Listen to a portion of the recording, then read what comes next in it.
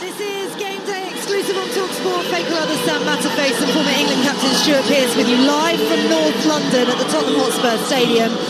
Just over 5 minutes to kick off between Spurs and Fulham in the Premier League.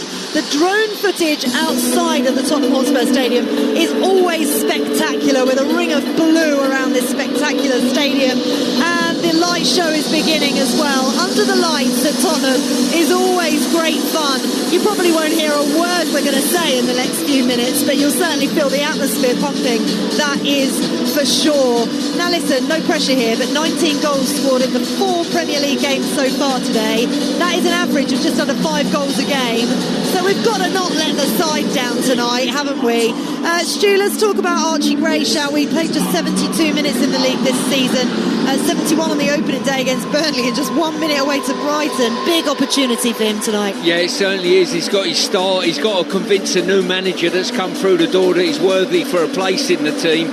You know, prior to Thomas Frank coming in, he got a reasonable amount of minutes. On occasion, we thought, is he being thrown in a little bit too soon? But he's got a great opportunity today. Yeah, certainly has. As we mentioned earlier on as well, Randall Kolo Muani scored twice on Wednesday, first goals of the season. And, you know, they need a kind of consistent focal point, if you like. So there's quite a bit of pressure on him.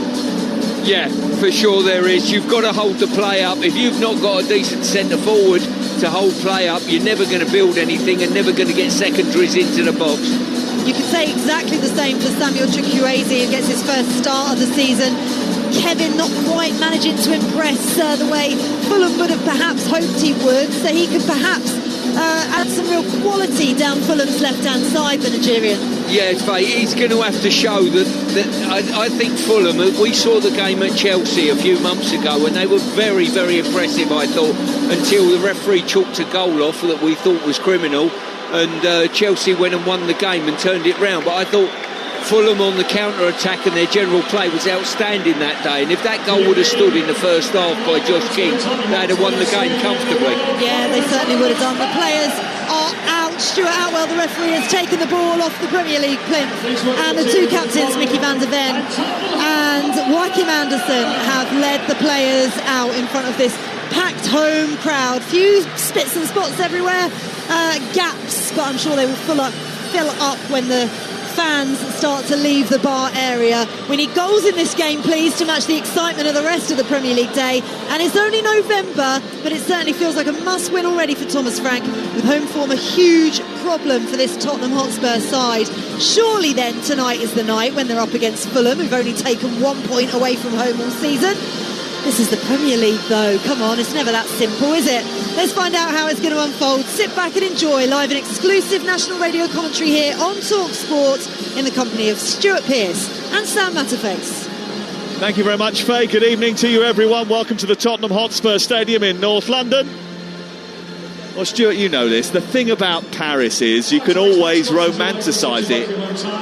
It's a quick getaway, you throw off the shackles of the everyday, you can be a little bit freer and more expressive. Yes, everything looks a little bit rosier in the city of love and passion. But eventually you have to come home and deal with the harsh realities. Tottenham moved on so fast from the love affair with Ange that it was always going to have the rebound feel to it. Thomas Frank's a good guy, he knows his way around a football club, but no one really likes change, even when you know that it's necessary.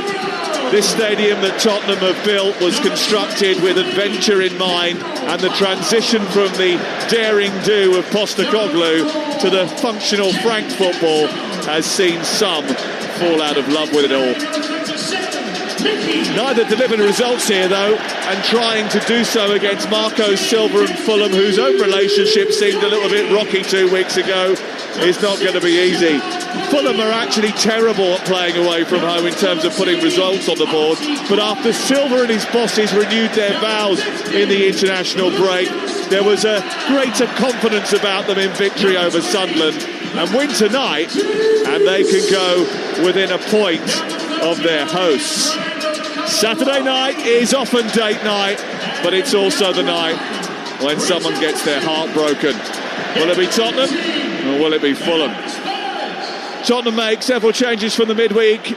defeat away in Paris. Kevin Danso in for the suspended Romero. Vicario, Porro, Danso, Van de Ven and Udogie the back four.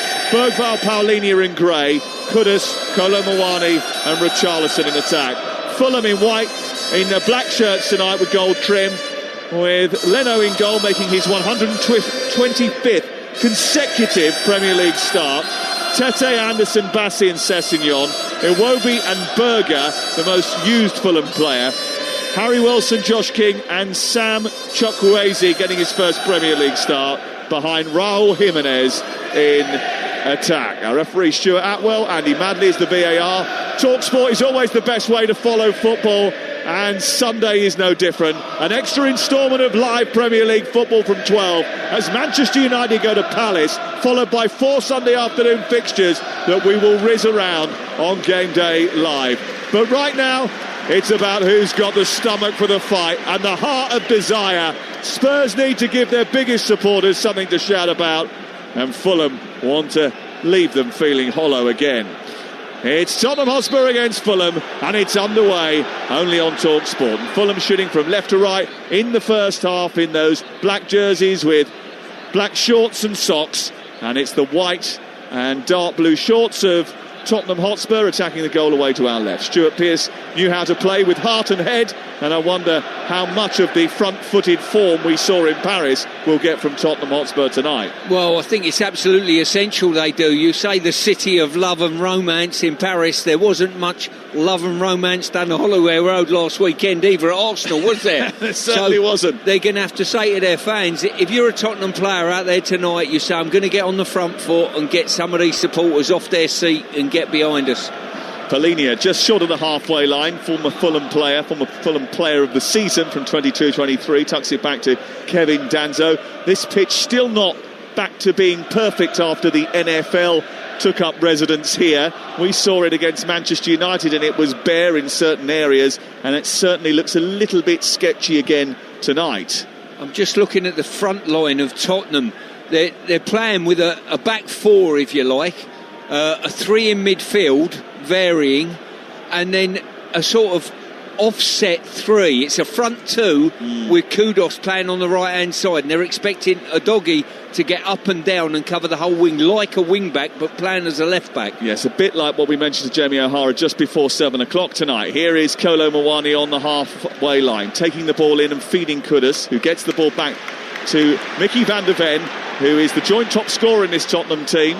He plays it out wide towards the left, completely misjudges his pass. It goes straight out for a throw-in front of the Fulham dugout down in front of us, and it's out for a throw-in to Fulham and Kenny Tete. And if you're under any illusions about Tottenham's record here, let me furnish you with the dreary details. Spurs have won just 3 of their last 20 Premier League home games, dating back to November 2024. Wow, that is a record. Here is Jimenez picking the ball up after a mistake in midfield. One back by Paulinho, but then picked up by Sander Berger. He touches it on to Wilson on the halfway line, and it goes back via Joachim Andersen. And Fulham start to build from the back with their goalkeeper Bernd Leno. 125 consecutive Premier League starts tonight. Out towards Calvin Bassey, who's made 1 or 2 crucial errors that have led to goals. He clips the ball high up into the air onto the chest of an uncontested Jimenez. It goes wide towards the left, and then coming forward down that far side was Chukwueze. He was dispossessed by Porro in the right fullback position. It's out for a throw-in to Fulham. 0-0. Yeah, when Bassey played that ball from deep in his left back position, you couldn't believe the room that Jimenez had just to bring it down. No Tottenham defender anywhere near him on the halfway line. Which was a bit of a surprise, really, wasn't it? It certainly was. Strange. A ball back on the edge of the 18-yard box that Fulham are defending, with Tete into Harry Wilson, who swings it round the corner, away by Danso. Again, Iwobi's just got a little bit too much room to pick the ball up. No one challenging him. And now a run down the left from Sessegnon, who joins the attack. Plays it out to Chukwueze on the far side. He attacks the penalty area. Takes on Porro. Beats him. Gets into the area. Keeps coming. Then plays it loose to the edge of the box. And Tete is there. He's going to strike it. Takes a deflection and goes in past the stranded Vicario. And Fulham take the lead after 3 minutes and 30 seconds at the Tottenham Hotspur Stadium. Fulham's away form and their goal record suggested that they wouldn't trouble many opponents on the road, but this is Tottenham and they're often in trouble here. It's 1-0 to the visitors. The goal has gone in, a deflection on the edge of the penalty area, and Tete has made them pay. Well, the ball out wide weren't the greatest. Chukwueze managed to come inside too. He passed, and to be honest with you, he gave the ball away. It was a horrible pass. He just passed it to two Tottenham players. It went between them, and Tete was just behind them. Unfortunately for him, I don't think the pass was aimed at him. Managed to get a decent strike with a deflection, and it's the last thing Tottenham needed this early in the game. It was Destiny Adoghi's 23rd birthday yesterday, but that little flick off his boot was a bit of a gift for Kenny Tete as it diverted it beyond Vicario. But you're right about that pass. I mean, when I first saw it, I thought, he hasn't tried to do that, has he? I don't think he did, but it went past two Tottenham Hotspur players, and they got a little bit fortunate as the ball's played in by Kolo Muani, looking to feed Richarlison to go through the middle. Out comes the goalkeeper, and he picks it up and he will clear it away. Spurs 0, Fulham 1, and Faye Carruthers laid the gauntlet down to these two teams before the game. Live up to expectation, live up to the day. Well, we have our first goal already tonight. Right full-back Kenny Tete, who is Fulham's top tackler and has put them in front, manages to nudge the ball back to Anderson, but not before he's had a foul committed on him. Just looking at Spurs, Sam, they look as though they've flattened out in midfield a little bit there, and Bergvall is the one on the left-hand side. Here comes Jimenez down the right side again. Vicario's coming to the right full-back position, and he's out of his goal, and he's given the ball away to Josh King, and he's in a right pickle, and they've bent it in with Wilson! It's 2-0! Vicario with an absolute howler, giving the ball away after coming out to challenge Jimenez. Gives it straight to Fulham. It falls to Wilson, who's wide by the touchline on the right-hand side. On his left foot, he spots the open goal and curls it straight in. And Fulham are 2-0 in front inside 6 minutes. And it's the worst possible start for Thomas Frank and Tottenham Hotspur. Well, Vicario's come way out of his box. He's got first contact on the ball, which was good. And then he's winding that left foot up. He's like Desperate Dan in this left-back position, foot behind the back of his neck. Got no contact really on the ball at all. But I've got to say, Wilson has just run onto the ball and whipped it. I don't think any of us saw a shot directly into the goal on them. We were looking down right below us, and it was a wonderful finish by a player that had the picture in his mind before he received the ball. Oh, that's brilliant from Wilson, because there's not many people that have got the technical ability to be able to do that. Certainly to be able to spot it in that split second, because it wasn't on, it wasn't there for him, but he's taken it, and Tottenham are in real trouble now. And this is a big moment for Thomas Frank and this Tottenham Hotspur team. They're 2-0 down already. Here's Gray, edge of the area, trying to attack the goal away to our left. It's funneled away by Anderson, and the mood inside this stadium is not good, Stuart Pearce. No, it's certainly not. There's a lot of Spurs fans off their seats berating the goalkeeper, and when they took the centre, he was getting dog's abuse, and he is now. He's getting booed every touch. Here is Van der Ven, and he's asking everybody to calm down a little bit, Vicario, but ultimately it was his rush of blood to the head that cost Tottenham Hotspur dear. Here is Kudus on the right-hand side. It wasn't quite the same, but a bit similar to the decision-making that Nick Pope did on Tuesday night when we covered the game in the Stade Velodrome, and that cost Newcastle hugely. Yeah, very much so. When he come off his line, Vicario, I thought he might have been getting there slightly late, akin to Pope, but he got there first. But you've got to clear the danger and put some height on the ball to give yourself recovery time to get back into the goal. Ball thrown in by Danzo, a long one in towards the near post, away by Sonderberger. Fulham in a great possession here. They've scored 2 goals away from home. They never do that. 13 goals in all competitions so far this season for Fulham. They've only scored 4 first-half goals in 25-26, but they've had 2 here in the first 9 minutes of the game, Stuart. Yeah, they certainly have. And I've got to just go back to that Wilson finish there. The finish was brilliant. But the only way he can finish like that is if the ball to him was slow enough for him to come off that touchline and whip it with his left foot. And I think it was Josh King, might have been Iwobi, I'm not sure which, or even Tete, I'm not sure. But whoever played that pass was absolutely spot on and deserves every bit of an assist. Well, the other thing that he could have done when he was under pressure in this near corner away to our right-hand side in the left full-back position, Vicario, he could have just kicked it out. They get so conditioned with trying to keep possession of the ball and play out. Oh, trouble again. Iwobi picks the ball up after a flick by Sander Berger, and racing through into the penalty area is Chukwueze. It might come back to him anyway. He flicks it despite the attentions of Van der Ven, and it takes a deflection and goes behind and out for a corner. But Tottenham Hotspur look all over the place. They were defending high up.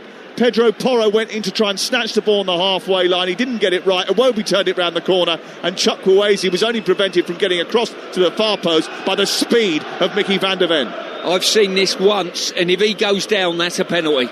I cannot believe, and I'm absolutely delighted for the young man that he stayed on his feet, because we see too much diving. But I tell you what, Van der Ven's missed the ball there. Yeah, that was a mistimed challenge, wasn't it? He got up in pace, and it was a lunge from Van der Ven in towards the near post, flicked away by the palms of Vicario. Back out to Chukwueze, who's going to shoot. He's hit the post! The outside of the post rattles after Chukwueze bent the ball back towards Vicario's goal, and Tottenham are having a torrid time. They can't believe what's happening to them at the moment, Spurs. The ball's come out to the edge of the box.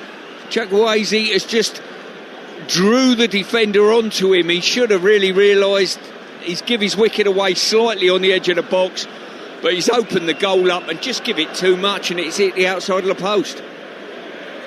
Van der Ven's just taken the goal kick, and he's just walloped it right up the other end of the pitch, and just thought, I think, just get this as far away from our goal as possible. 11 minutes gone, 2-0 to Fulham. Ball into the near post, a flick by Randall Kolo Mwani. Doesn't get enough purchase on the ball. It's defended by Fulham and cleared to the left-hand side. Retrieved by Porro. Now Gray. Wasn't a great ball by Pedro Porro, but now Mohamed Kudus has it, level with the edge of the penalty area. Looks to go down the outside. He's being aggressively pursued by Sessegnon. It goes back to Danso and then into Van der Ven. Talksport on a Saturday evening, 8 o'clock, wherever you are. Thank you very much for lending us your ears. If you're coming back from a day out Christmas shopping today, or you've been to see the relatives, thanks for turning on the radio. We've got one hell of a blockbuster start to the game here. Porro floats the ball into the box, looking for Richarlison. I'm not entirely sure what he was trying to do there, because he led with his shoulder rather than his head as he jumped up over the back of the defender, and it goes straight into the arms of Bernd Leno away to our left. Talksport, Saturday evening. Tomorrow we've got Crystal Palace against Manchester United from 12. We're round the grounds with myself and Alex Crook from 1:30 tomorrow, and we'll be at Chelsea versus Arsenal, which kicks off at 4:30. 2 o'clock tomorrow the show will start, because the game's on till 2. Those oohs and ahs that you heard were because Vicario came out and kicked the ball out of play, Stuart. I've got to say, if there's one thing that warms my heart, it's sarcasm. It really is.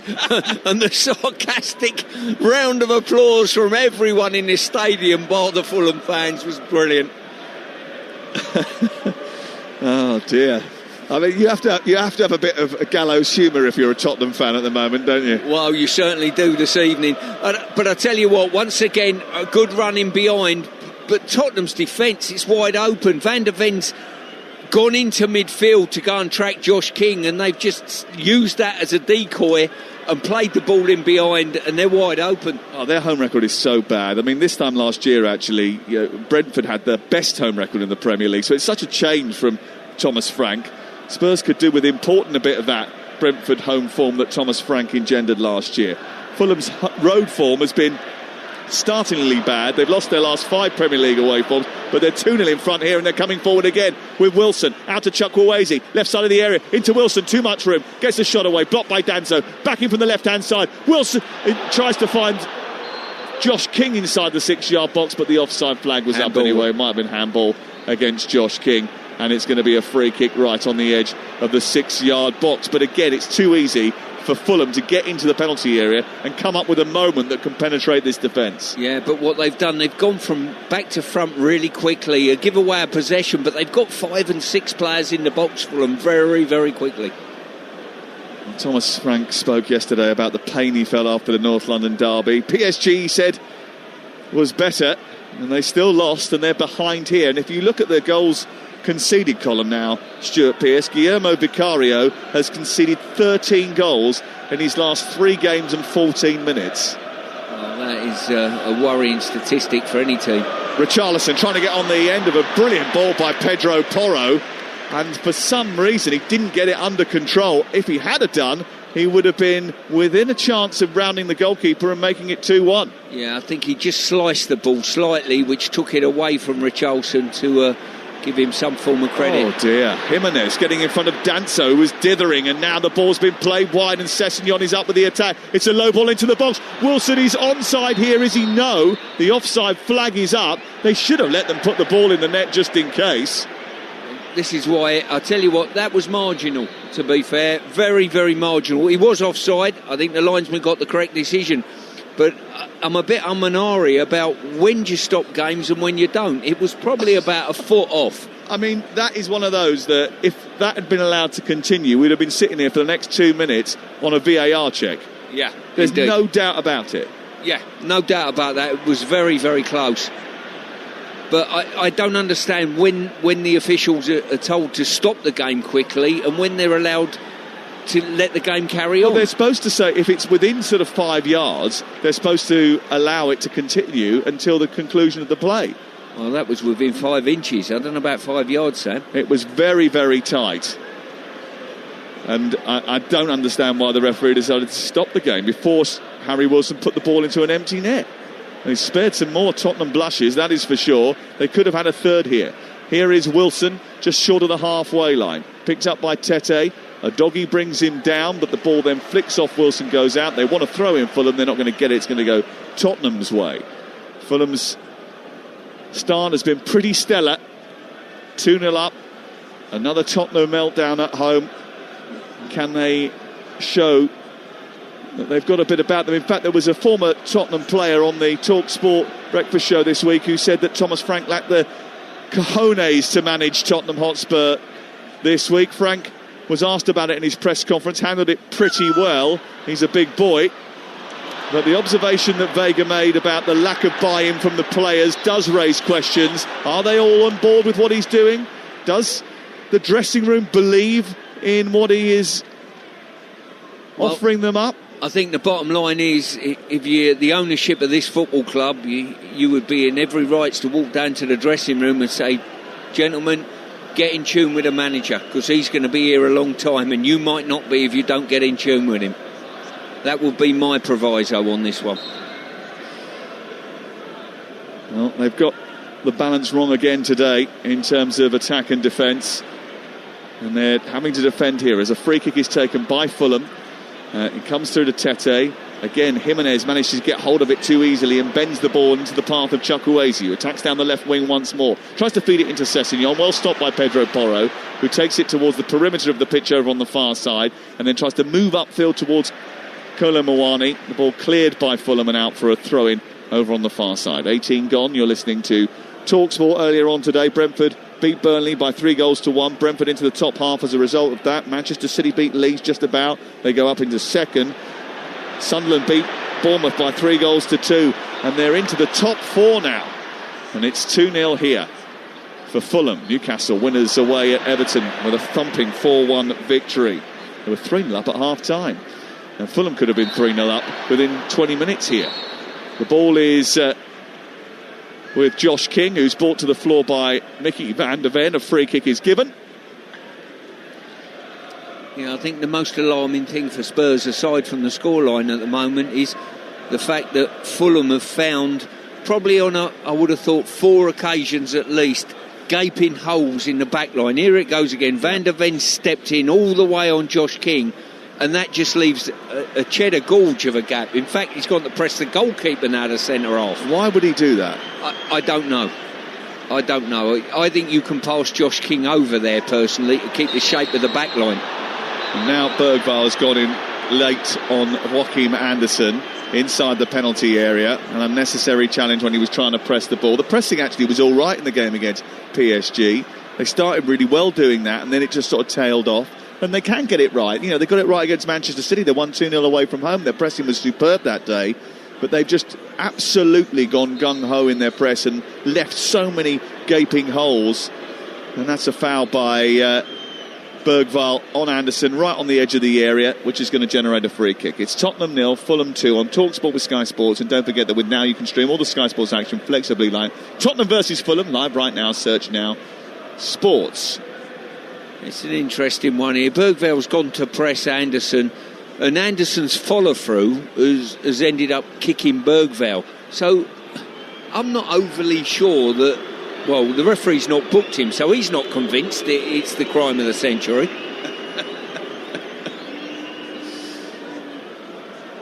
Well, games like Arsenal and Chelsea, when the attack was so poor it barely registered on the XG Richter scale, is a problem for Thomas Frank. But the last week or so has been littered with goals going in at the other end too, and that's a massive issue, especially here. Richarlison trying to press the goalkeeper Leno. They send the ball out towards the far side. It goes out of play. I'll tell you what Fulham have done really well. They're building up from a goal kick, and they leave 5 players across the halfway line, Fulham, against 4 defenders. Tottenham go and press it, and then Van der Ven's being drawn onto Josh King, and all of a sudden it's 3 against 2, or 4 against 3 in favour of Fulham, and there lies the problem. And the other problem is, Stuart, is that because Tottenham defends with such a high line up to the halfway line, there is so much space in behind, as there is now, as the ball is spread out towards the far side. Sessegnon brings it down, just about keeps it in. He's got Chukwueze for company. Diving in was Danzo, good challenge. It goes out to Kudus over on the far side. He helps it on to Richarlison. Kolo Muani trying to get into the box, plays it against the defender, does Richarlison from the wide right position. As they just travel into the box, it bounces off Anderson's knees and goes out for a corner over on the far side. You're listening to Talksport, 21 gone. It's Tottenham Hotspur 0, Fulham 2. Yeah, Spurs are almost relying on pressing the ball and turning it over up the pitch. If they don't, and Fulham come through the press or play over it, they're outnumbered. Here is the corner then, far side, to be taken by Mo Kudus. The goal now would be timely. It goes straight towards the near post, punched away by Bernd Leno. The clearance by Chukwueze is poor. Porro sends it back down the right. Poor delivery into the area by Kudus, and it's headed away by Kenny Teti to the edge of the centre circle. It's a doggy out wide now to Pedro Porro, who funnels it down the right touchline, gets the return from Mo Kudus, then tries to take on the defender, goes back out wide to Kudus again. Wilson is there. Porro with a cross into the box, fended away by Kenny Tete, and then Tottenham trying to keep the pressure on with Kudus over on the far side. He goes backwards towards the halfway line, and Destiny Udogie. Now it's into Palhinha, wide to Pedro Porro, very tight over on the far side, but everyone in black shirts of Fulham behind the ball at the moment. As Kudus gets into the penalty area, tries a little flick. The second cross is off a volley. It's a poor delivery into the 6-yard box by the head of Calvin Bassey, who put his teammate Anderson in trouble, and somehow Anderson spoons the ball over the top of the crossbar and out for a Tottenham corner. Yeah, the ball's come in, and the only 2 that reacted to it basically was Bassey with a poor header, and then it's hit the knee of Anderson. If a Spurs player was in attendance... Well, there wasn't anybody inside that 6-yard box. Another near post corner, fisted away by Bernd Leno. Bergvall tries to chest it down, over the top by Porro, looking for someone to attack it. Kolo Muani rises, just about out-muscles Sessegnon, does well, does a little twist on the edge of the box. He's got support from Bergvall, now tries to take on Sessegnon again. He's got the beating of him and he knows it. Low ball in towards the near post, no one's awake apart from a black shirt, and it's cleared away and it's out for a throw-in down by the corner flag. Yeah, out of the Spurs players, probably Muani's been the pick so far. He's held it up a couple of times early game, looked all right, and on that occasion certainly wanted the ball a touch more than Sessegnon. Second favourite, chased him out wide, took it off him. Yeah, they certainly need Kolo Muani to work, don't they? They need that signing to come off. Danso in towards the near post, headed away, back to Danso again. Dear oh dear, such a lethargic delivery at the second attempt. Coming forward is Kenny Tete. Now Wilson fading the ball out to the far side. Good take by Josh King, who's manhandled by Mohamed Kudus. That's going to be a free kick over on the far side. Surely a yellow card, I would have thought. But Stuart Atwell, who has given more yellow cards than anybody else is maybe saving the delivery of his cards for Christmas, and he keeps it in his pocket, Stuart. I was actually out with his wife on, not in the biblical sense, but out with his wife for a coffee. Okay. She used to work for the FA, actually, a good friend of Carol's, so the three of us went out for a coffee. So. It's very good that you quantified that in the end. And she said she's looking forward to Christmas with no paperwork. You're correct. Good. Here is a doggy down the left-hand side. Latte? Cappuccino for me. I didn't connect with... No tea, actually. Was it? Carol and her were tea merchants. Right, okay. Here's the cross by Porro into the box. Away by Calvin Bassey. It's picked up by Mickey van de Ven. And then it's infield to Kevin Danso. And the build-up continues for Tottenham Hotspur. They've actually been on the front foot for the last 5 minutes or so. But they're already 2-0 down. They had to be. Archie Gray, edge of the area. Turning, spinning, trying to rifle a shot into the penalty area. It might have been a cross, really. It goes well wide of the goal and out for a goal kick away to our left-hand side. Yeah, Spurs need something to fall for them at this moment in time. They've not really threatened the goal at all. No meaningful shots. Closest they've probably come to getting fans off their seat are a couple of corners that Leno's managed to get first contact on. Well, it's interesting, isn't it? Because we mentioned the statistics about the number of goals that they have scored this season as they look under pressure again. Chukwueze has stolen it from Porro. He goes round the goalkeeper. Mickey van de Ven wins the ball superbly to take it off of Chukwueze and prevent a certain Fulham goal. Absolutely terrific. Or was it? They're stopping it for a VAR check. I'll tell you what, once again they've left 4 on 4 on the halfway line. No one challenges Jimenez. His aerial ability flicks it on. I think he's got enough of the ball there on that recovery challenge. I think, yes. No, I think he's okay. That's all right. That's a good challenge. Well, he certainly gets a little bit of the ball and a lot of the man from a very difficult angle. He was not quite behind, but it was close. Well, put it this way, it was an all-or-nothing challenge. If he doesn't make the challenge, there's going to roll into an empty net. And Marco Silva just holding his head there because he knows that probably finishes the game if they rattle the back of the net at that stage. Checked and cleared. Once again, Sam, they're in behind Tottenham's back line, and that must be 4 or 5 times. Too many times in the opening 26 minutes of this game. 2-0 to Fulham. And we talked about the goals that Tottenham had scored this season, 20 of them. And the stats, the underlying data on the Spurs attack will tell you that some of that is likely to good fortune. You said they need that. A lot of the statistics suggest that they've got quite a bit. I don't know what Danso is doing here. He could have passed the ball back to his goalkeeper, but he waited for a foul instead and then almost sort of fell on top of the ball. Well, for me, there's too much of that goes on in the game. Players planting their feet and falling on the ball and basically relying on the referee's charity to give a free kick. Strange decision by Kevin Danso. He's in for Romero, who is suspended today. Here's Bergvall. He's got 3 black shirts around him. He manages to find a white one in Paulinho, and they come out towards the left. We're in possession here, Tottenham Hotspur, building up on the halfway line with Gray and then Van de Ven and then into Kevin Danso. Gets the ball caught under his feet, plays it square back to Pedro Porro, who can't get to the halfway line yet. Still Spurs being kept in their own half by the coordination of the Fulham attack, and Josh King just causing a bit of a problem for Van de Ven, who has to try and take the ball forward over the halfway line to get Spurs on the front foot. It's blocked by Tete on the near side as a doggy gets hold of it, and it goes out for a throw-in. And we're just having a replay of the Chukwueze attempt, and yes, he does get a right calf, I think, on the ball, Mickey van de Ven. And then he does take the rest of Chukwueze, but I think having given the decision on field as a good tackle, there wasn't much chance that VAR were going to overturn that. I don't think it was a foul. No, as I say, free kicks like that, if that was a free kick middle of the box, Chukwueze made a little bit more of it, it would have probably been given as a free kick. The fact he didn't make a deal of it, and it was for a penalty and it would have been a sending off potentially, I take it. I would have thought so. 29 minutes gone. Certainly might be a debating point a little bit later on tonight, as Faker others will look into that.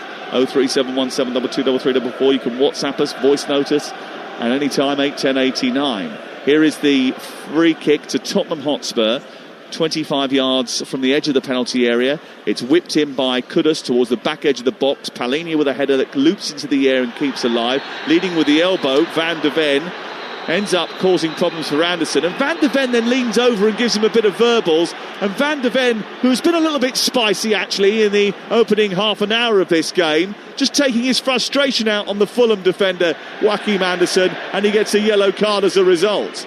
And he's got to be a little bit careful, Van de Ven, because everything's a bit last-ditch at the moment. That's 2 big last-ditch tackles that he's had to put in. That's a rather physical challenge when going for the ball inside the penalty area. And I think he's just got to tone it down, otherwise he could find himself in Romero territory.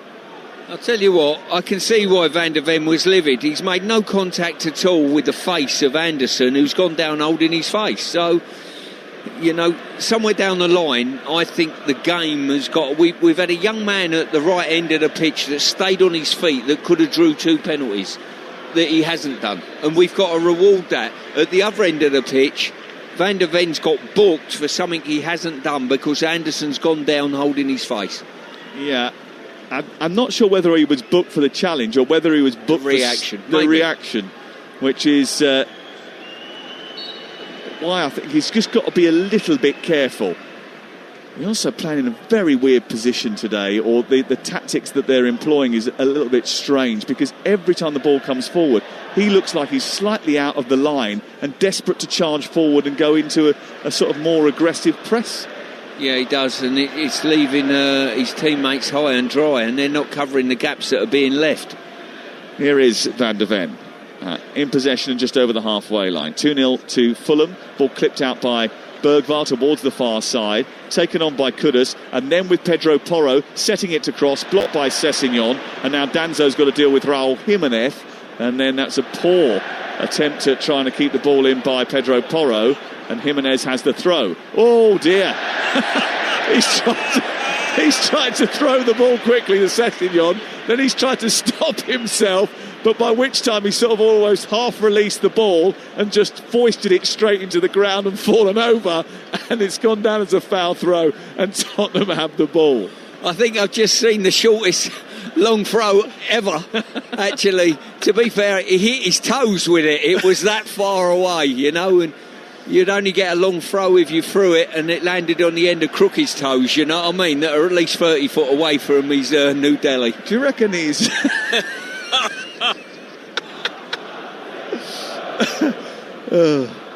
Yes, Alex Crook, Talksport's chief football correspondent, and I think chief entertainment officer as well. It is Christmas, come on. It is. Bassi up over the halfway line. A ball out of play over on the far side. 32 minutes gone. You're listening to Talksport. It's currently Tottenham Hotspur 0, Fulham 2. The latest odds are available for you from Betfair, the official betting partner of Talksport's Premier League coverage, where right now you can back Tottenham Hotspur to win at 9-1. The draw is 5-1. You can back Fulham to win at 4-1 on. And that's all thanks to Betfair, playing a different league this season with safe sub from Betfair. 18+, gambleaware.org. Teddy Sheringham is in attendance today. Good old Teddy. He's done a bit with us in the past. He's a good bloke, is Teddy. And he's here watching his former team Spurs toil against Fulham. Conceded 2 goals. The first one from Kenny Tete after maybe a fortunate pass rolled across the edge of the penalty area. Tete hit it, took a deflection and went in. And then the second goal from Harry Wilson. It was a rush of blood to the head by Guillermo Vicario, who came out of his goal, didn't get rid of the ball, and ended up giving it straight back to Fulham in a dangerous area. But it was a terrific finish from Wilson. You can't take anything away from him. He scored a terrific goal, and it's 2-0. I think the way the game's going at the moment, we're 30-odd minutes into it, Fulham will be thinking, and Marco Silva will be thinking, we need this third, because Spurs have got to improve in the second half, and a goal back from Spurs, the crowd will come to the party again, and we've seen it so many times. Well, Tottenham have made the most errors leading to shots, and the second most errors leading to goals in the Premier League this season. They made another one today, and that has cost Thomas Frank really dear. I feel a bit sorry for him, really, to be honest with you. I'm not entirely sure the setup is right, because there are too many gaps in the Tottenham defence that are appearing because they're being a little bit gung-ho with their press, and there's not enough urgency to close the Fulham players down. But, you know, you can't really legislate for a goalkeeper making a mistake like that. That really has cost him today. I'll tell you who's done quite well so far in the match-up on the pitch. I think Sessegnon, I always weren't sure about his defensive work. He's dealt really well with Kudos today on those one-on-one scenarios. Yep, loves to get forward. He's had the most touches in the opposition penalty area for Fulham, but it's as a left-back in which he's being employed by Marco Silva in recent games. Here is Van der Ven, up to Kolo Muani, does well to hold on to the ball. It spills after a slide tackle on halfway from Anderson, and Kudus has it. Runs diagonally from centre out to the left. Udogie with a ball into the box, but the offside flag is up. And he shouldn't be offside there, Destiny Udogie. He knows it, his teammates know it, and it's more frustration for this rather irate Tottenham Hotspur Stadium crowd. Yeah, it was a good decision. Once again, a very marginal decision that we're told has to be played on, but obviously not anymore. But Kudos was the architect for the offside there, because he's held on to the ball. That ball should have been played first or second touch. He dribbled, and the doggy straight offside. In the Championship today, Coventry maintain their 10-point lead. Sheffield United 2 points clear of the relegation zone now after their victory over Leicester, who have got a little bit of trouble. And there were loads of goals in the Championship today, as well as loads of goals in the Premier League today. We've had 21 in 4.5 games. 2 here, and both of them have gone to Fulham. Tottenham Hotspur 0, Fulham 2. And the last time that they won away from home was at the end of last season, Fulham. Here is, oh dear, Fellini has played it straight to Kenny Tete. You don't play with him anymore, fella. Ball picked up by Josh King, lovely little touch into Harry Wilson. Skill on the edge of the box, tries to take it down and come infield. He's managed to do so. Udogie goes across and manages just to nudge the ball away just about. And Tottenham get out of another tight spot. But it just feels as if that there's always more energy and more application from the away side than there is from the home team, who are just far too sloppy in possession of the football. Kolo Muani's been their brightest spark. He's trying to take on Calvin Bassey. Bassey and Kolo Muani fighting for the ball. The decision goes Bassey's way in the left fullback position, and much to the chagrin of Kolo Muani, it's a free kick to Fulham. Yeah, it was really good play by Bassey from the offset. He's won the ball, and then he's put his foot across Muani, and Muani sort of in his attempt to get the ball has bumped into the back of him. And Fulham will be happy just to slow the tempo with this game down slightly. It's a milestone for Marco Silva tonight. His first game in charge, a 1-1 draw against Middlesbrough on the 8th of August 2021. He becomes the first Fulham manager to take charge of 200 games since Ray Lewington in February 1990. Only Chris Coleman has taken more matches as a Fulham Premier League manager, and Silva has got the best win ratio of any Fulham manager in the Premier League. He was funny, Chris Coleman. I was Manchester City manager. We're playing at the Cottage in a league game, Premier League game, and I'm manager. And he walks out of his technical area, comes over to me and says, "Can you sleep?" I went, "Yeah, I sleep quite well." He went, "I haven't slept for 2 years." And walked off again. I think he was talking about the pressures of management. Yeah, that's a good assumption. I mean, he might not have been. Yeah, indeed. Given away by Gray. Picked up and travelling forward is Chukwueze, turning and feeding the ball into Josh King. King's just trying to dance towards the edge of the box. He's got such a good manipulation of the football, and Tottenham can't win it back off him. It's Iwobi now, flicks it forward, too easy for Chukwueze. Got support on that left-hand side. Chukwueze continues, trying to get into a crossing position, bends the ball into the box. Jimenez going for it, but Van der Ven gets in front of him and nudges it behind, and it's away for another corner for Fulham. The non-existent pressure on the ball in Tottenham's back third is a major, major concern. Fulham can wrestle on the ball, can just sit. They've got time on the ball. If they haven't got a pass on, they just sit on the ball and wait for someone to make a movement to find a pass. Corner far side. Harry Wilson is going to drift this one in. It's been a front-footed Fulham performance so far, and Tottenham are finding it very difficult bent out towards the penalty spot. Anderson up there with a header. It drops inside the box. There's a bit of pushing and shoving going on. Josh King ends up on the floor, sandwiched between two white shirts. A throw-in is going to be given over on the far side. Josh King just glancing at Stuart Atwell. The referee says nothing doing, and it's going to be a long throw over on the far touchline, which Sessegnon is going to try and power in.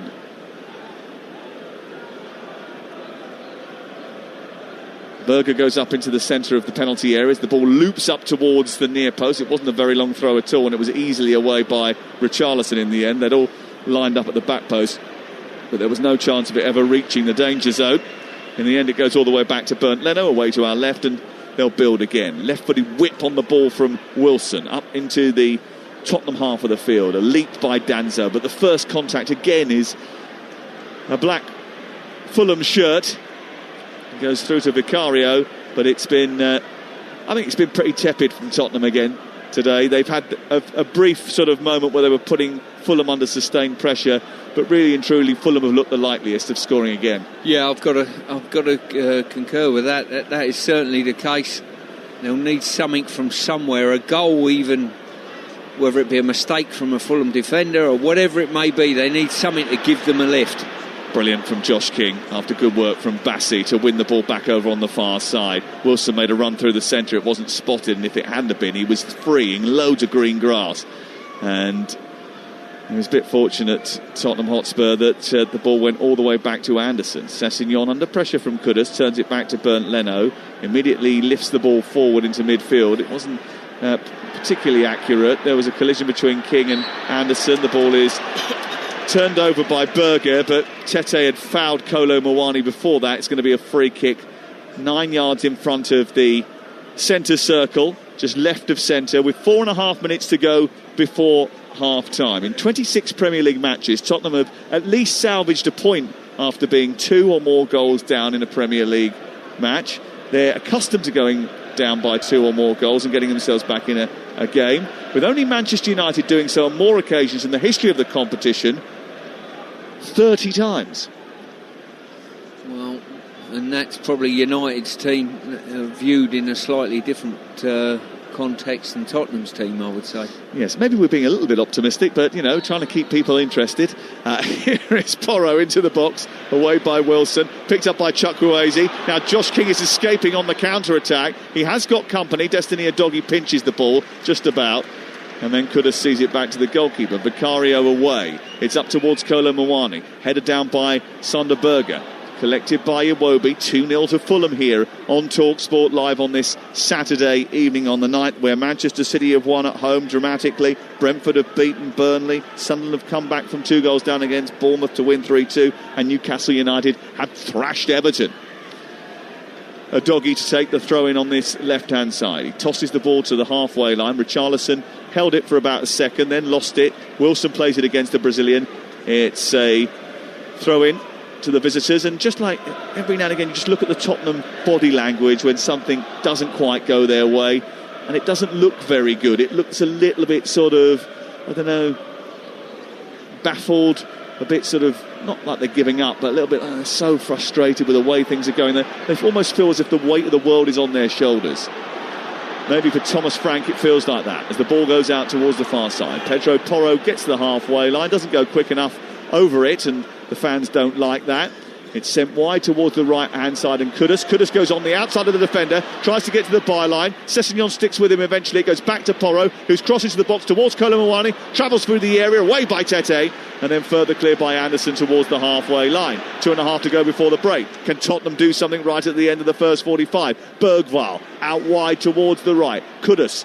Oh, such a bad ball. It was cut out by Josh King. He then gave it away rather cheaply, and if he hadn't have done, there was a chance for Fulham to break. They've invited more pressure. Gray, Kolo Muani, inside right position. Good challenge by Iwobi. And Sessegnon takes no chances and puts it out far side, away for a throw-in by the corner flag. You're listening to Tottenham Hotspur 0, Fulham 2 on Talksport with Enterprise Rent-A-Car. Whatever it is, they're here for it. Yeah, Spurs, they've got the outlet on the right-hand side, which is Kudus, but he's being dealt with really well by Sessegnon. And because they're now not playing anyone on the left-hand side, they've got no punch down this side. 90 seconds to go. before the end of the first half, and Thomas Frank can't wait to get them in. Ball sent out towards Richarlison, but Tete's there. Wilson scurrying to keep it in far side. Does that brilliantly. Keeps hold of it. Sends it back to Tete, who then goes long up towards Josh King. Ball bounced uncomfortably for him, so it went over his head, and Danso could retrieve it in the centre circle. And now they move forward down the left-hand side with Archie Gray. Tottenham trying to find a way to pierce this Fulham back line before we get to the break here. At the moment, it's Fulham who are looking to take 3 points on the road. Oh dear, given away by Pedro Porro cheaply to Chukwueze. And Fulham have it back again in the left full-back position. Clipped up by Sessegnon. I think he was aiming for Jimenez, but just got a little bit wrong-footed there, Jimenez. And it was away by Danso.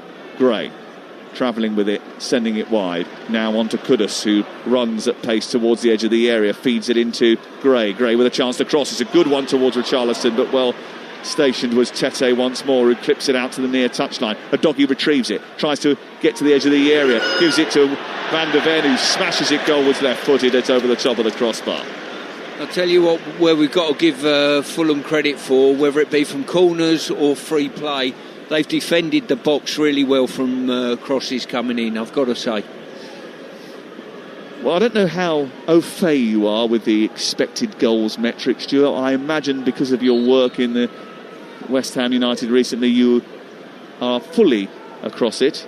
I enjoy my XG. Do you? It's fair to say. Well, would you like to know the Tottenham XG for today? It'd certainly be less than 1. Yes, it's less than 0.1. It's 0.01. Oh my goodness me. Which basically says that during the course of this first half, of which there are now 3 added minutes, Tottenham have had a 1% chance of scoring a goal in the first half. Wow. And I can't remember that 1%, can you? No, I think someone did look at the goal, though. There was certainly a point where that happened. Yes, a 1% chance of scoring a goal in the first half. Pretty damn poor. And if you go back to the Chelsea game, it was the same. You go back to the Arsenal game, it was the same. And I was going to talk to you about statistics earlier on about the fortune. You know, that their XG is so low that their number of goals that they've got actually belies the fact they don't create that many chances. Really, they kind of rely on moments of magic to get them on the score sheet often. I think the difference between them and Fulham today, Fulham have played the ball and running behind without the ball. And they've also built up and played through. They've mixed it up a little bit. Tottenham, on the other hand, have failed to get behind fullbacks on either side and built up a little bit too slowly. Kudus trying to find Bergvall far side. Gets it back again, right edge of the penalty area. Tries to take on Sander Berge. He does get a cross into the area, but it's headed away by Josh King. Down by Porro. I think some of that is that when you do get the ball into the box in your Tottenham, and we've seen it a couple of times, if it's dropped inside the 6-yard box, it's usually a Fulham shirt that gets on the end of it. Here's Kudus with a chance to cross into the centre. Again, good defending by Anderson, and now a chance to break for Fulham. And Josh King is being chased by Palhinha. He holds onto it beautifully and then sends it wide towards the left. Chukwueze into Iwobi. Didn't see that Richarlison was coming. Richarlison has injured himself in the process of committing that tackle. He does now get to his feet gingerly as the ball's worked out towards the right. The cross into the box takes a deflection in the last minute of stoppage time at the end of the first half. Tottenham Hotspur have a corner, trailing by 2-0. It would be interesting to see the stats of balls played into the box and first contact by a Fulham header. I can't remember a Spurs header, and there must have been exactly at least 15 to 20 crosses coming from corners, from free play, you name it. Yeah, that's the point I was making. You know, you get the ball in the box, and there is no presence. Here is the delivery now, and it's towards the far, but that's not a good one from Kudus. It goes straight to the 6-yard box now the other side. And when they do have a presence in there, so it goes towards Kolo Muani or to Richarlison. Actually, Fulham have defended it pretty well, and that's why they lead by 2-0, and Spurs haven't had the ability to lay a glove on them up until this point. There is the half-time whistle, and that soundtrack tells its own story. With just 3 wins in 12 games before tonight, the pressure was already starting to weigh on the shoulders of Thomas Frank. But after a huge mistake by Vicario that led to a Wilson corker, and Kenny Tete had already put them in front, Fulham lead, and that pressure feels a lot heavier. Spurs have to come from behind at home from 2 goals down. That doesn't happen very often, but they have done it before. And at half-time, before they leave the pitch, all of the Tottenham players are on the halfway line, not in a huddle, but having a discussion about what on earth happened in that first 45 minutes. Lots to discuss with Faye and Stuart at the break. Tottenham 0, Fulham 2. Yeah, Mickey van der Ven, the Spurs captain, gathered all the players together to have a full conversation and breakdown of what just happened in that 48 minutes of the first half. Thomas Frank didn't even wait for his players. He had a notebook in hand in the technical area and went straight down the tunnel as soon as he heard the half-time whistle. Stuart, penny for his thoughts. From a manager's point of view, you watch a 45 minutes with your players who've got a terrible record at home, who you want to bring the fans on board with you, and inside 6 minutes you're 2-0 down, and one of the goals conceded is after an absolute howler from your goalkeeper, who then continues to be booed throughout the first half by the fans. What is going through Thomas Frank's head right now? Well, if I was him walking down that tunnel, I would be thinking, what's the pluses? The pluses are we're not more than 2 goals down, because the run of play deserves that. Fulham have been very good, and there might have been the odd penalty shout as well that I think they've been unfortunate because of their honesty. But they've hit the post, you name it, it could have been 3 or 4, and the game could have been out of sight at that stage. That's not the case. 1 goal, they're back into it. I don't know whether they're very right-centric. The play goes to the right, and Sessegnon, I think, has been outstanding dealing with Kudus. They've defended the box brilliantly as well, Fulham. So they haven't had that much to defend, to be fair, because the balls in the box have been terrible when they have come and no one's attacked them. Which would be fair, but I'd rather give the defenders more credit. They're in the right place, they're between the goalposts, and they've got first contact on everything. Tottenham need to get more punch on the left-hand side. Now, do they need to bring another wide player on, if you like, to get down this side to deliver from this side? Because it's too easy for Fulham. And the back line, you know as well as I do, if Fulham get the first goal in the second half, game's over and done, by the way, and this crowd will leave the stadium and get on the players' back.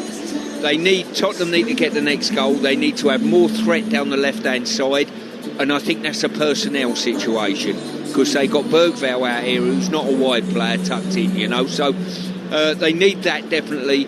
And they need to say to their centre forwards, look, it's been slightly too easy for the back line to keep getting first contact. We need to be on the move, we need to be aggressive. I kept watching that first goal actually, and Bergvall was very much at fault for that. He was on the edge of the area with what was a terrible pass from Chukwueze in the first place. He almost just tapped it to 2 Tottenham defenders, but they just didn't see it in the slightest, which is when it then came out to Kenny Tete. Unlucky that it came off in terms of a deflection off of Destiny Udogi's knee, but you've got to sort yourselves out after that, and Vicario almost lost his head. Yeah, without a doubt. I mean, well, the second goal was a disaster, to be fair, for Spurs, no doubt about that. It comes so quickly after the first, but there's been so many occasions where Fulham have either passed through Tottenham, outnumbered Tottenham in critical areas, namely on the halfway line. They're saying, look, when we have a goal kick, Fulham, what we're going to do is leave 5 on the halfway line. Tottenham say we leave 5 up, but we're leaving 4 back to deal with you. If you don't win the first press and they play through you, you're in trouble. If they play over the top of you and you let the likes of Jimenez win the first flick on, you're in trouble. So both ways you're in trouble as Spurs if you go a man down on the halfway line. Yeah, incredible first 45 minutes of football from a Spurs perspective. Fulham, though, in dreamland. Just the 1 point they've won away from home, and looking like they're heading for all 3 unless Tottenham can turn this around in the second half. By the way, if you are a fan of XG, you heard Sam say there 0.01. It went up to 0.07 for Spurs. Must be that corner towards the end and a little bit of pressure. 0.34 for Fulham, who had 5 shots, 2 of those on target. Let's see what that's done to the odds, shall we, and get the latest from Betfair, the official betting partner of Talksport's Premier League coverage. Odds update on Talksport with Betfair. Play in a different league this season with Safe Sum from Betfair. 18+, gambleaware.org. Listen, Joe Dyer, you've already outed yourself as a Spurs fan, so I'm sure you had your head in your hands for most of that first half, but what's it done to the odds? Yeah, it's been woeful stuff, hasn't it? It's a roller coaster supporting this team, but I think we've come off the tracks enough now. Tottenham are a huge 16-1 to go on and get the win. Fulham 2-0 up, 8-1 on. The draw is 13-2. We obviously need goals if Tottenham to get back into this game, and both teams to score is 2-1 on. So that suggests Spurs will at least put up some fight here, and they're going to need to score the third goal of the game, aren't they? They're 5-6 to do that. But yeah, a huge job for Tottenham, and that's reflected in those odds. 16-1 for the win. Lovely. Thank you very much, Joe. That odds update, all thanks to Betfair. Returns accurate as of 10 minutes ago. For verification, see betfair.com. Over 18s only. Conditions apply. Go to gambleaware.org. Odds update on Talksport with Betfair. Play in a different league this season with Safe Sum from Betfair. 18 plus, gambleaware.org. Earlier on this evening in the Premier League, Newcastle beat Everton away from home. 4-1 it finished. Their first league victory on the road since April it was. Before we hear from Toffee's boss, David Moyes, here is a delighted Eddie Howe, who was impressed with his whole squad. We've said all summer that we feel we've got a good squad. Today we and this season we're going to have to prove that by making changes. There's no way the same players can play all the games. It's impossible. And we've played some away games where players have looked fatigued and tired. So today I made the decision to rotate the team and try and get freshness into the side. And the lads did really well who came in. I can't fault anybody. Real credit to themselves. And we're going to need everybody because the games don't stop for us. Too easy to get onto the back line. We didn't cope particularly well with that. But look, you know, I was more disappointed that physically we didn't cope with a lot of actions tonight, and you know, they got some opportunities from it and scored a couple of goals. And look, we made some mistakes as well, so we're not kidding anybody on. No, he's certainly not kidding anyone on, and Eddie Howe is right. The games do come thick and fast for them. Then a reminder for you, on Tuesday night we're going to bring you on Talksport exclusive commentary of Newcastle against Spurs. That could be very tasty. It's an 8:15 kickoff at St James's Park. I told you that the goals have been raining in the Premier League, but they also have in a women's friendly as well, because England's Lionesses were in action against China earlier on this evening, beat them 8-0 in the end thanks to a Georgia Stanway hat-trick. Here's boss Serena Wiegmann. Always really incredible to come here, and then with these amount of fans, it's just really incredible, and I will never ever take it for granted. And of course today it went a bit easier. I think what we want to do is come here, show who we are, put a very good performance in, and I think that's what we did today, and I hope everyone enjoyed that. Yeah, cracking performance. Did very much enjoy it. And Serena Wiegmann's side will be hosting Ghana in another friendly match on Tuesday. A reminder for you as well, we've got a Brucey bonus tomorrow on Sunday, 12 o'clock kickoff at Selhurst Park between Crystal Palace and Manchester United. Commentary from Joe Shannon and former Watford captain Troy Deeney, who'll be alongside Adrian Durham. And tomorrow night from 9 o'clock, Talksport's cricket editor John Norman will be alongside former England fast bowler Darren Gough, hosting a preview show for the second Ashes test, which starts on Thursday. Fingers crossed that goes better for England than the first test did. What a first half we've had here at the Tottenham Hotspur Stadium, though. We wanted goals, and Fulham scored 2 of them in the first 6 minutes. One a wicked deflection, the other a goalkeeping howler. Add to that some goal-saving tackles, a shot off the post, plus the shortest throw-in ever seen. And it has been a game that you cannot take your eyes or your ears off of. Spurs 0, Fulham 2 at half-time. What is the second half going to bring on Talksport? We'll find out next. Incredible scenes here at the Village Hotel's Pub and Grill. Fans are taking their place in the fan zone with stadium-style seating, amazing views on huge screens, and we're underway. Lovely bit of dribbling there as she tackles the burger stack. Now they're getting down the wings. Sticky barbecue, unbelievable. Oh, and he's hit the bar. And it's there! His favourite ice-cold beer. What a result! Catch every game live in the Pub and Grill at Village. Get in! Find out more at villagehotels.com. Game day exclusive on Talksport with Sky Sports. Stream a massive month of sport this November on Sky Sports with a now-month membership. 18 plus, stream via internet, terms apply.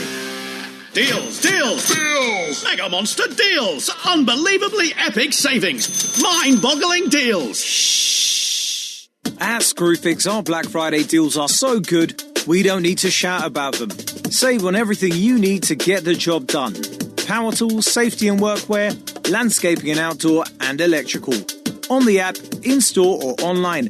Don't miss out. Deals must end 1st of December. Screwfix, no stopping you.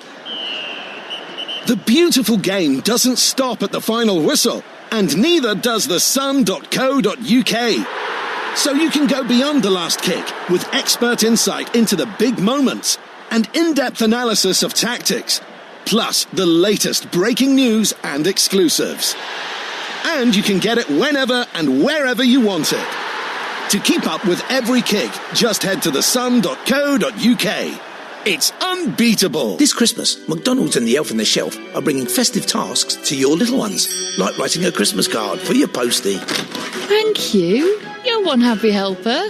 Some fun, some food, it's all inside this Happy Meal.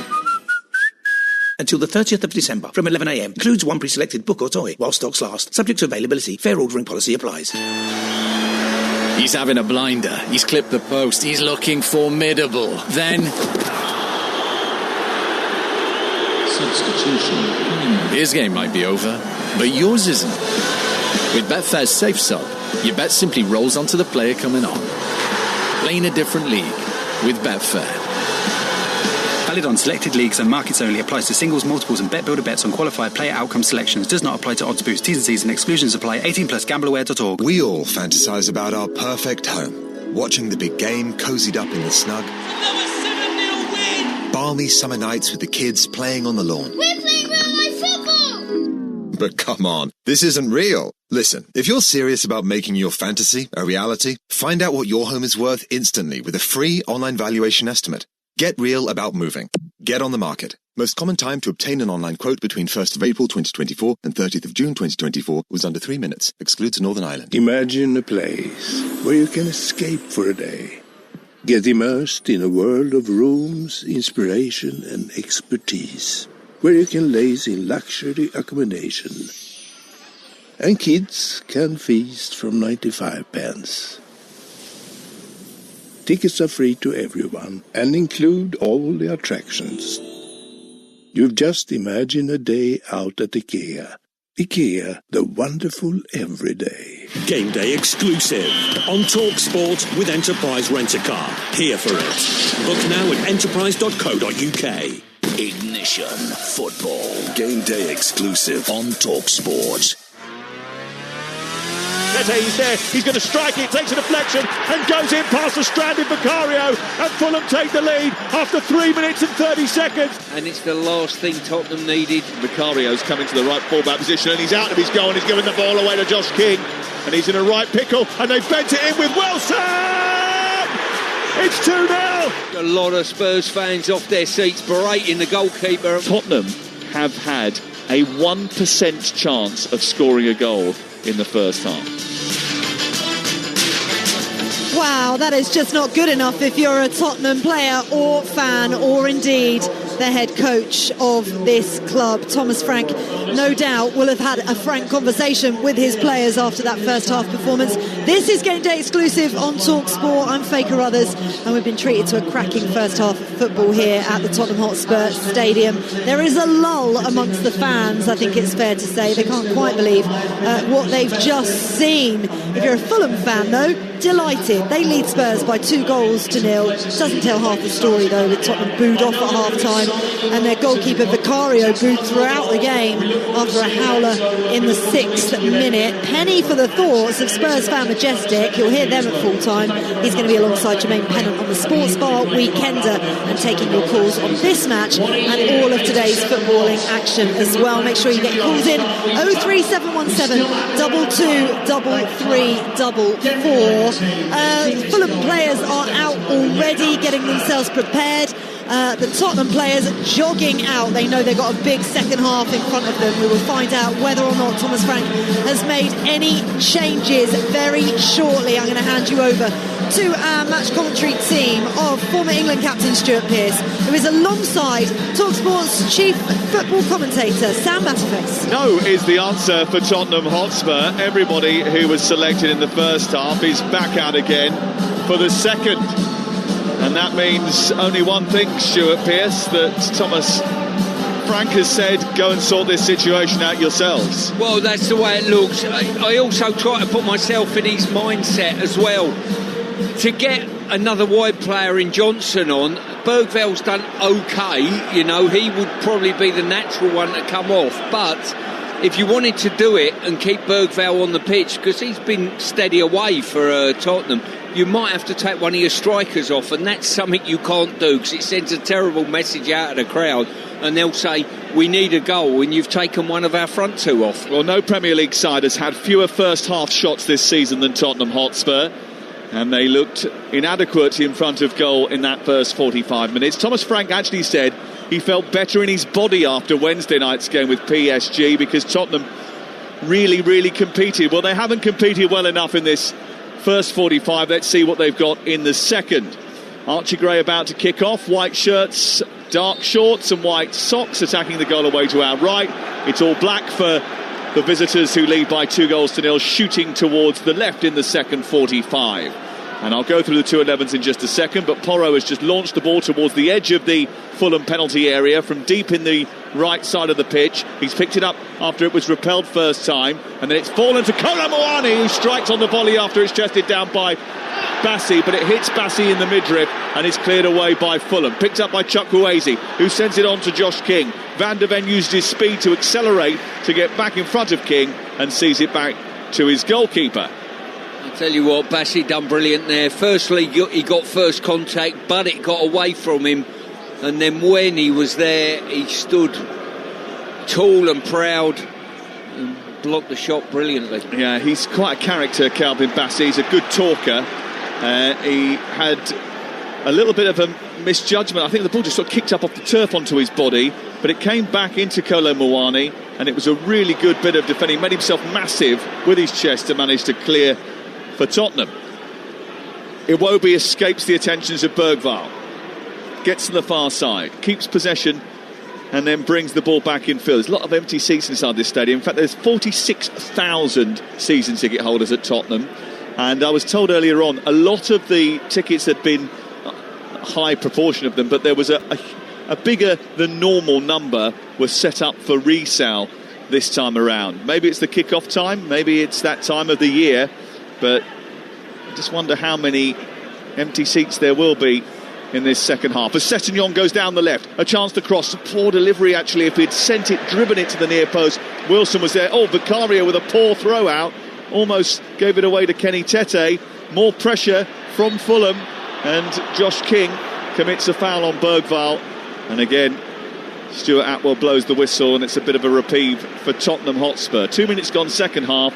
It's not been the most tidy start to the second 45 for Tottenham. It remains 2-0 Fulham.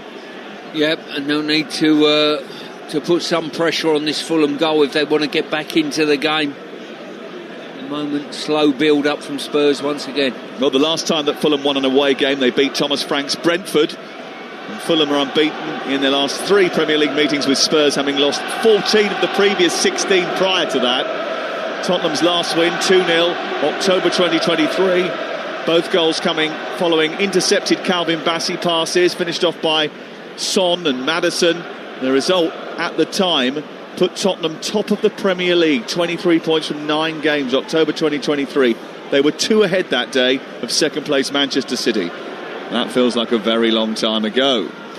Loose from Randall Kolo Muani, and Harry Wilson trying to win it, but Richarlison funnels back into position and just tucks it back to halfway. Van de Ven sends it wide. Udogie travels forward, showed too much of it to Kenny Tete. Was not a great challenge, and a yellow card is going to come out here for Destiny Udogie over on the far side. It's going to be a free kick to Fulham, 5 yards outside the box wide on the right. Yeah, this was a strange one, this. Udogie's run with the ball, and he's the one in possession of the ball, and he's the one who's committed the foul. Which, to be fair, I'm not overly sure. It was a foul, but I'm not sure it's a booking. He's overrun the ball, put his foot on the ball, fell over and fell into the oncoming defender. Just wonder if it's because he sort of misjudged the ball. He was stretching, his foot went over the top of the ball, and that caused him to almost go up on his knee and crunch into Kenny Tete. And it's going to be a free kick on the edge of the penalty area, 6 yards in front of the 18-yard line. Jimenez does brilliantly to take it away from Palhinha, and Josh King running down the inside right channel, didn't feed him, goes wide instead to Wilson. King comes over and takes over right wing position now for Fulham, who lead by 2-0. King back in field, and it's taken on by Anderson, who sweeps it back into space for Kenny Tete. Wilson stays onside, will try to, and then obviously didn't time his run properly because the offside flag went up very quickly on the far touchline. It's going to be a free kick to Tottenham. Tell you what, once again, a ball's travelled 50 odd yards up into the back line of Tottenham, and it's been that man Jimenez jumped, chested it down, got possession. That can't happen. You can't let that happen. Danso's is probably the size of him, if not slightly bigger, isn't he, than Jimenez? He's got to win headers there. But there's just not enough pressure on the ball. There's not enough aggression from the Tottenham defenders.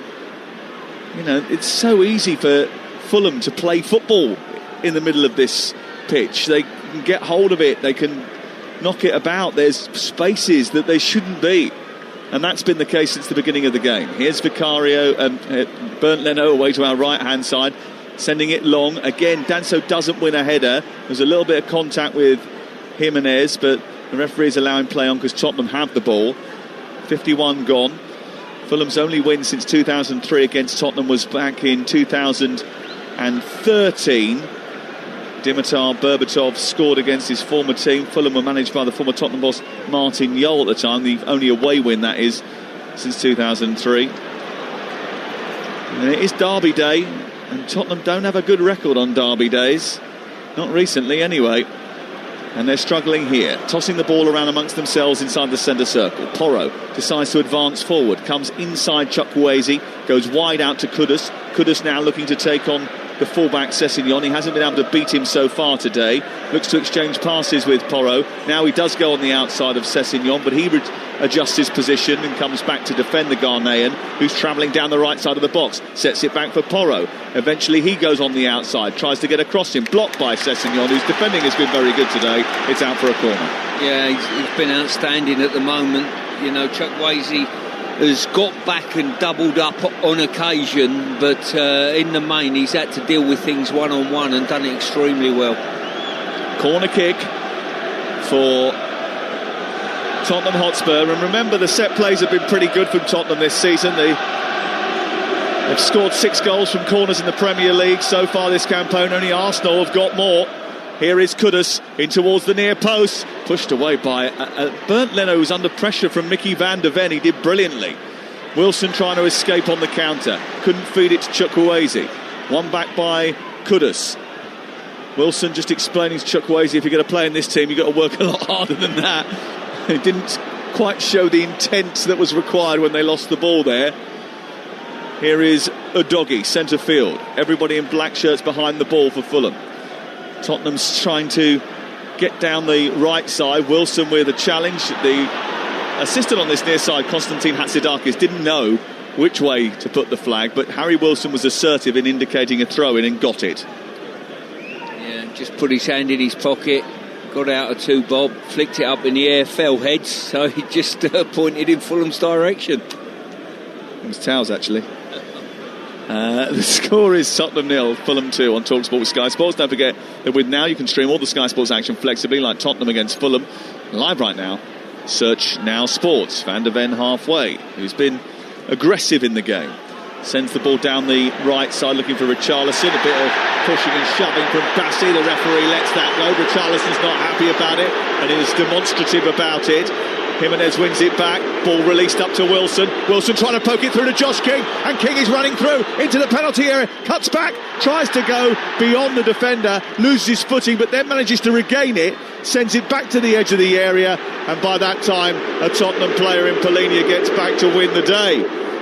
Once again, ball through Tottenham's back line, Josh King in on goal, and he's just lacking at this moment a bit of physical strength, isn't he? You know, that's technically very good with the ball at his feet. When he buffs out a little bit and gets a bit more physical strength, the older he gets, he will be some player. Yeah, well, he's still a teenager and he's played more minutes than any other teenager in the Premier League this season, Josh King. He is a very good technical player and he's got a good future ahead of him. And Stuart has already explain what he would do if he was a recruitment guy at one of the big clubs, and that is to lay a load of money down and go and get him. Yeah, he's a talent. Kudus played into Archie Gray. Gray in field and finding Mickey van der Ven. Fulham again just quite happy to sit back and wait for Tottenham to try and come upon them and then try and hit them on the counter-attack now, because Tottenham have got to try and drive the agenda here. They trail by 2-0. Kolo Muani up to the edge of the penalty area. Anderson does well, wins it. Now Wilson's got it. Wilson, if he can bend that round the back, there's a bit of space there, but he tries to go infield to Iwobi instead, and Gray was alert to the danger and wins it back. He tries to nudge it forward. Bergvall sends it back to Udogie. The Tottenham crowd want them to play forward and play it quicker, but they're not. They're slow in the build-up and almost meandering up towards the attacking third. Sent out wide by Polinia. Finds Kudus. Chance to cross. A low one which takes a deflection off of Sessegnon, and it's out for a corner. Yeah, Archie Gray's probably as guilty as most of playing and slowing the game down slightly. You know, he's a neat player. He likes little 1-2s, give and goes, that type of thing. And I think maybe he might be one giving way to a couple of substitutions very, very shortly. And substitutions are about to be made. Here is Kudus, though, delivering the ball towards the far post. That's going to go straight out of play, and it's out for a goal kick away to our right. There's going to be a triple change here from Tottenham. Thomas Frank is not going to wait any longer to try and make alterations. Bentancur is one of those coming on. Xavi Simons is another. So there's going to be significant changes here for Tottenham Hotspur. And we'll see what impact these new fresh blood can make from the bench. Jimenez trying to rise and read the flight of that ball. He didn't quite catch it. Danzo turns it over, and now it's picked up by Kolo Muani.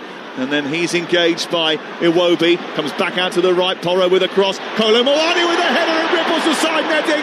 Half the crowd thought it was in. It wasn't. It ripples the side netting this side of the post rather than just inside it. It was a really good delivery from Pedro Porro. Finally someone in a Spurs shirt connected with it, and it went narrowly wide. Yeah, I've got to say, it's that cross in by Porro again. We've seen it time and time again. He's an outstanding crosser.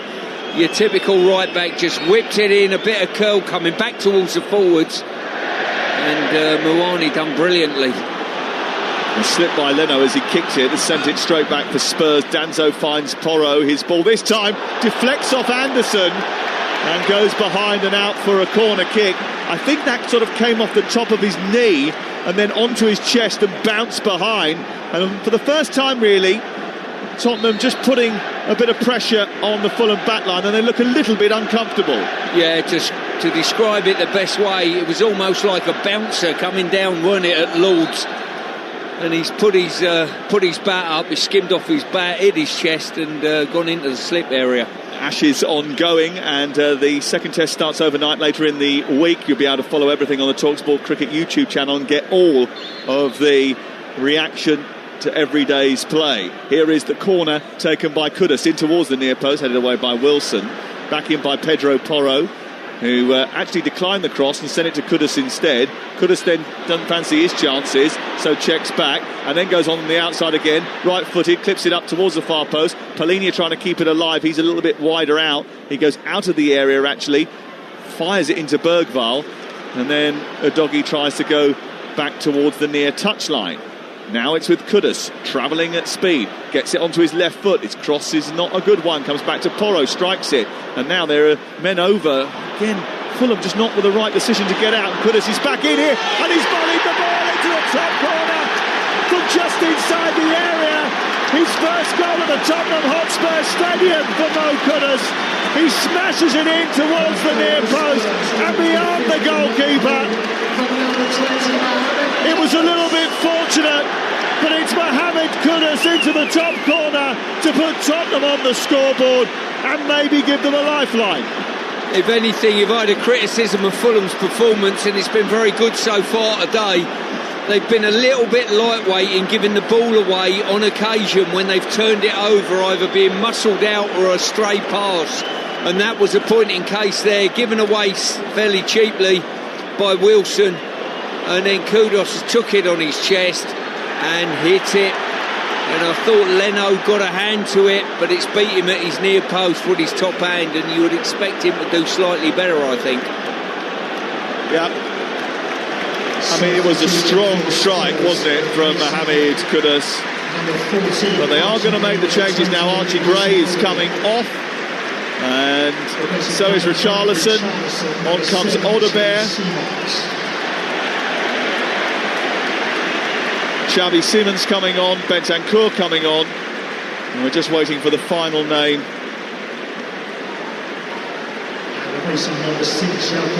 Looks like João Palhinha is the other one. So Palhinha off, Archie Gray off, Richarlison off, and on comes Xavi Simons, Wilson Odegaard, and Rodrigo Bentancur. Let's see what happens next, Stuart. Yeah, we've got a game on our hands now. It only takes one goal in the Premier League, and all of a sudden things get a little bit more exciting around the stadium. Well, Marco Silva will be absolutely apoplectic if his team throw away a 2-goal lead away from home, having established it in that first 7 minutes. We'll have all the interviews and reaction with Majestic. Jermaine Pennant, I think, is on the weekend sports bar tonight from 10 o'clock, the sports bar weekender, as they call it. Madge and Pennant, as I mentioned earlier. 03717223344 is the number to call, and you can text them as well, 81089. Ball sent long by Calvin Bassey. Bergvall fighting with Chukwueze for the ball. It goes out of play and away for a throw-in on this near side, and Fulham just gained a little bit of yardage and moved down the touchline. Just a little conversation going on between Marco Silva and his coaching staff, maybe a little bit of a discussion about who they might think about bringing on now as we get to the latter part of the game. They've got Adama Traore on the bench, Sasa Lukic, Kevin, the record signing. Yeah, I think at this stage I will be looking at Chukwueze. I think maybe if you want to shore things up a little bit down this left-hand side, Spurs, that's where the dangers come from all game, really, with a little bit of danger that they've offered anyway. Well, again, I don't think there was particularly a big chance of Kudus scoring that effort from inside the box as Udogie goes down after a collision with Jimenez, but he took it so well. He smashed it left-footed high into the top corner of the net, the near corner, and that gave Tottenham a foothold in the match for the first time, really. Yeah, if we had a goalkeeper here to question in regard, Leno's gone with his top hand, hasn't he, for this near corner, and you're thinking probably his left hand would have been the better one, his lower hand, if you like. So it's almost like if you can imagine that the ball's gone in from the right corner of the penalty area into the near post, with Leno facing you, he uses the arm furthest away from the ball to try and reach it over his body to try and stop it, and he doesn't quite get anything on it, and it goes in above his head and it ripples the net, and it means that it's currently Tottenham 1, Fulham Football Club 2. Yeah, and to be fair, you explained it really well, even with body language as well. Well, we don't have a con-cam, do we, sadly? Here is Kudus on the near side, trying to get a cross in. It's blocked by Sessegnon, and then Kolo Muani tried to keep it in. I'm not sure whether he got a touch on it or not. I think he's given a goal kick, hasn't he? Yeah. And there was a little bit of hesitancy there from the referee as he communicated with his assistant, but the goal kick is given. I think his assistant give a corner, I think, and whether Stuart Atwell was tipped off by someone up in the clouds. Haven't had much cloud today. Well, actually, it was raining earlier. I can't see it now because it's dark. Maybe we have had clouds. It's been a long day. Ball sent long by Leno, out towards the near side. Danso wins first contact, forward by Bassey, picked up by Sessegnon. Iwobi being engaged by Bergvall, and does brilliantly, Iwobi, to get the ball forward, but two Fulham players go for the same ball, and again, just not making the right decisions when they get clear, Fulham, and that's been sort of like the issue. the goal that they did score, Tottenham, came because Fulham didn't release the ball upfield quick enough. And now Colomwani might get in behind here, but Kenny Tete with a rescue challenge on the edge of the area as the ball's spilt. And the linesman puts his flag up on that occasion. I can't work this out, what the directive is at the moment, Sam. Well, it's been a little bit sketchy, hasn't it, today, in terms of those flags have not stayed down when offside flags have been a little bit spurious. 0.19 expected goals in the second half for Tottenham Hotspur, none for Fulham so far. They haven't troubled Vicario away to our left. They're going to have to do something now. Emil Smith-Rowe, the former Arsenal player, and Sasa Lukic are going to come on for the away side. The visitors that lead by 2-1 as Marco Silva tries to turn the tide here. There's a little bit of momentum about Tottenham. Cheaply given away, though, by Destiny Udogie. Sander Berge, just in front of the centre circle inside his own half. Up to Iwobi, who's out-muscled by Bergvall. Bergvall helps it on into the path of Kudus, who races forward to the edge of the area. Here comes out of Porro. His low foot in towards Xavi Simons. And it was blocked by Anderson and sent wide. It looked like it was going to rip on the back of the net. But Xavi Simons' finish takes a deflection. It was a wonderful block by Anderson, I've got to say. It looked as though... Oh, it was magnificent. We just watched the replay of it as well. He just got there with a flailing left leg. Corner to be taken by Kudus. Their corner kick prowess is there on the statistics board for all to see. Can they make this one count? In towards the near post. Picked on by Bergvall. Cleared off the line by Jimenez. Back in by Xavi Simons. Again by Bentancur. Away by Sessegnon. Odegaard takes it on. Middle of the Fulham half is Destiny Udogie. Good chance for Tottenham Hotspur. Been a real threat from those set pieces. Odegaard on the outside. Gets to the byline. Can he pull it back? He gets it through the area, but it's picked off by Josh King, who spirals and smashes it clear. 2-1 to Fulham. 66 on the clock. King can't get close enough to Xavi Simons, who does well. Out to Randall Colomwani, who muscles the ball into the centre. Bentancur to Pedro Porro. He's encouraged to shoot. He does it. Bounces off the back of Sessegnon. Comes back to Odegaard. It's clipped up towards the right-hand side, and then the offside flag is up against Kudus. Oh dear. Yeah, this game's got 3-2 written all over it, but I don't know in which direction the next couple of goals are coming. Substitution for Fulham. Off comes Chuck. Well, actually, who comes off?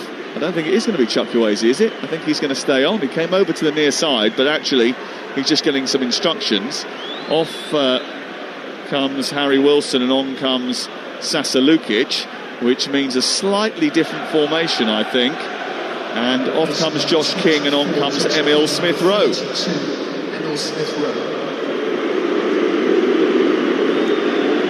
Yeah, just trying to freshen it up a little bit. They're under the cosh at the moment, Fulham. They're probably their play over the 60-odd minutes in general. Certainly the first half dictates that they probably should have been comfortably in the lead at this moment in time. It's Spurs that have found their mojo. I think Harry Wilson's got a bit of an injury. I think he indicated as he came off there that he had just tweaked a little hamstring. Ball up towards Jimenez, who chests it down. But Danso does well to follow it. It then breaks in midfield. There was a foul on Xavi Simons. The referee has played on. It's been pinched by Sasa Lukic. Now the referee does not pull it back. The Spurs fan's not happy about that, but he had played the advantage and Spurs didn't make the most of it. Away by Bernd Leno. He's just smashed that upfield. Van der Ven will get there first and it goes to Udogie. 22 minutes to go. No one leaving early now because we're going into the final 22 minutes of the game, the final quarter of the game, and Tottenham have dragged themselves back into contention here to get a point. Here is Kudus twisting and turning and trying to outfox Ryan Sessegnon. He tucks the ball back to Pedro Porro. It took a little deflection off Iwobi and goes out for a throw-in, and then Pedro Porro is dispossessed by Iwobi for a second time. Currently Tottenham Hotspur 1, Fulham 2. The latest odds are available from Betfair, the official betting partner of Talksport's Premier League coverage, where right now you can back Tottenham Hotspur to win the game at 13-2. The draw is 9-4. You can back Fulham at 7-4 on to win the match. That's all thanks to Betfair, playing a different league this season with safe sub from Betfair. 18+, begambleaware.org. Yeah, I think Marco Silva will be a little bit frustrated at the moment. A couple of times I've seen his team, they've been well worthy of certainly probably more points than they've actually delivered. Yeah, that's happened quite a lot to them, I think. And you feel as if that maybe they could throw away this opportunity to post 3 points as well. Tottenham will certainly hope so. There's still a long way to go in the game. Xavi Simons has it over on the far side. Bergvall tucks it back round the corner. Van de Ven in possession. The Tottenham crowd want all-out attack. They're a little bit more measured as a doggy throws himself to the ground. Referee says play on. Chukwueze can just deal with it over on the far side and keeps the ball in play. Now Anderson, who can spray a ball, clips it out into the direction of Iwobi, who didn't get it under control, then gifted it back to Mohamed Kudus. It comes back to the near touchline. Tottenham in possession, just winding up to put more pressure on this Fulham backline. And they've had a lot of the ball in the second half, Tottenham. They haven't created too much, actually. The effort that they did have, they scored it. Here is Porro down the right-hand side. Ball into Kolo Muani. Just couldn't get it under control. Breaks for Bentancur. It's flicked away by Bassi. Good defending. Juggling is Kudus down by the corner flag. Lovely little back heel into Bentancur. He elevates it to the far post. Oliver over the bar. That was brilliant from Kudus. A lovely little impudent back heel into the path of Bentancur, who's crossed into the box. Did cause problems. Yeah, it did. The supply line from this side is looking slightly better now, and Tottenham are looking like they might get first contact on a lot of these things. Well, the Jekyll and Hyde nature of Spurs is once again in full display at the Tottenham Hotspur Stadium. Kudus dispossessed. Sessegnon forward. Iwobi. Now, they've got to take care of the ball a little bit better, Fulham, if they want to try and build an attack here. Lukic sends it back to Tete. Sent down the right wing for Jimenez, who's bumped off the ball by Van de Ven. And it was a bit physical, but not too much, says referee Stuart Atwell. No free kick. And I think he just got enough of shoulder to shoulder to get away with it. Bentancur drives forward. Gives it straight to Chukwueze. Jimenez holds on to it inside the Tottenham half, just right of the centre circle. Ball in field to the very tall and very effective Sander Berge, who keeps things ticking over in the middle of the park. He's played more minutes than anybody else for Fulham so far this season. Back into Calvin Bassi, back into Sander Berge again. They just need to get on the ball and keep possession, take the pressure off here. And that's not an ideal ball by Iwobi, because if you're going to put the ball in front of Jimenez, he's got to be favourite to get it. What you don't do, as the ball goes forward straight to Leno, and he picks it up inside the 6-yard box, is invite a foot race between Jimenez and Mickey Van de Ven, because there's only ever going to be one winner. Yeah, that is true. He is absolutely lightning. And Fulham as well. Ball just gone into Leno there. You just want him to just leave the ball on the floor, put his foot on it, slow the game down. He picks it up and plays it a little bit early. I'm not sure that's a good tactic. Well, he has it inside his 18-yard box. Anderson has just played it up towards Jimenez. He's won the first header. Look at the space for Sessegnon in behind here, running down the left. He's got Smith Rowe in the middle. Sessegnon races towards the edge of the box. Smith Rowe peels off. He finds him inside the penalty area, tries to turn and get the shot away. It bounces off of Van de Ven, who brilliantly stationed himself, came across, blocked the effort, and it runs into the arms of Vicario. Yeah, once again, a ball in behind that Tottenham back line. It was Sessegnon. If it was probably a straighter ball, he'd have been in on goal. I think they were just caught in two minds as to whether or not to send it to Ryan Sessegnon or Smith Rowe, who was going down the other channel. Might have been better to go the other side, but then when you look up and you see Sessegnon or Smith Rowe, you know which one of them's got the pace. Yeah, indeed.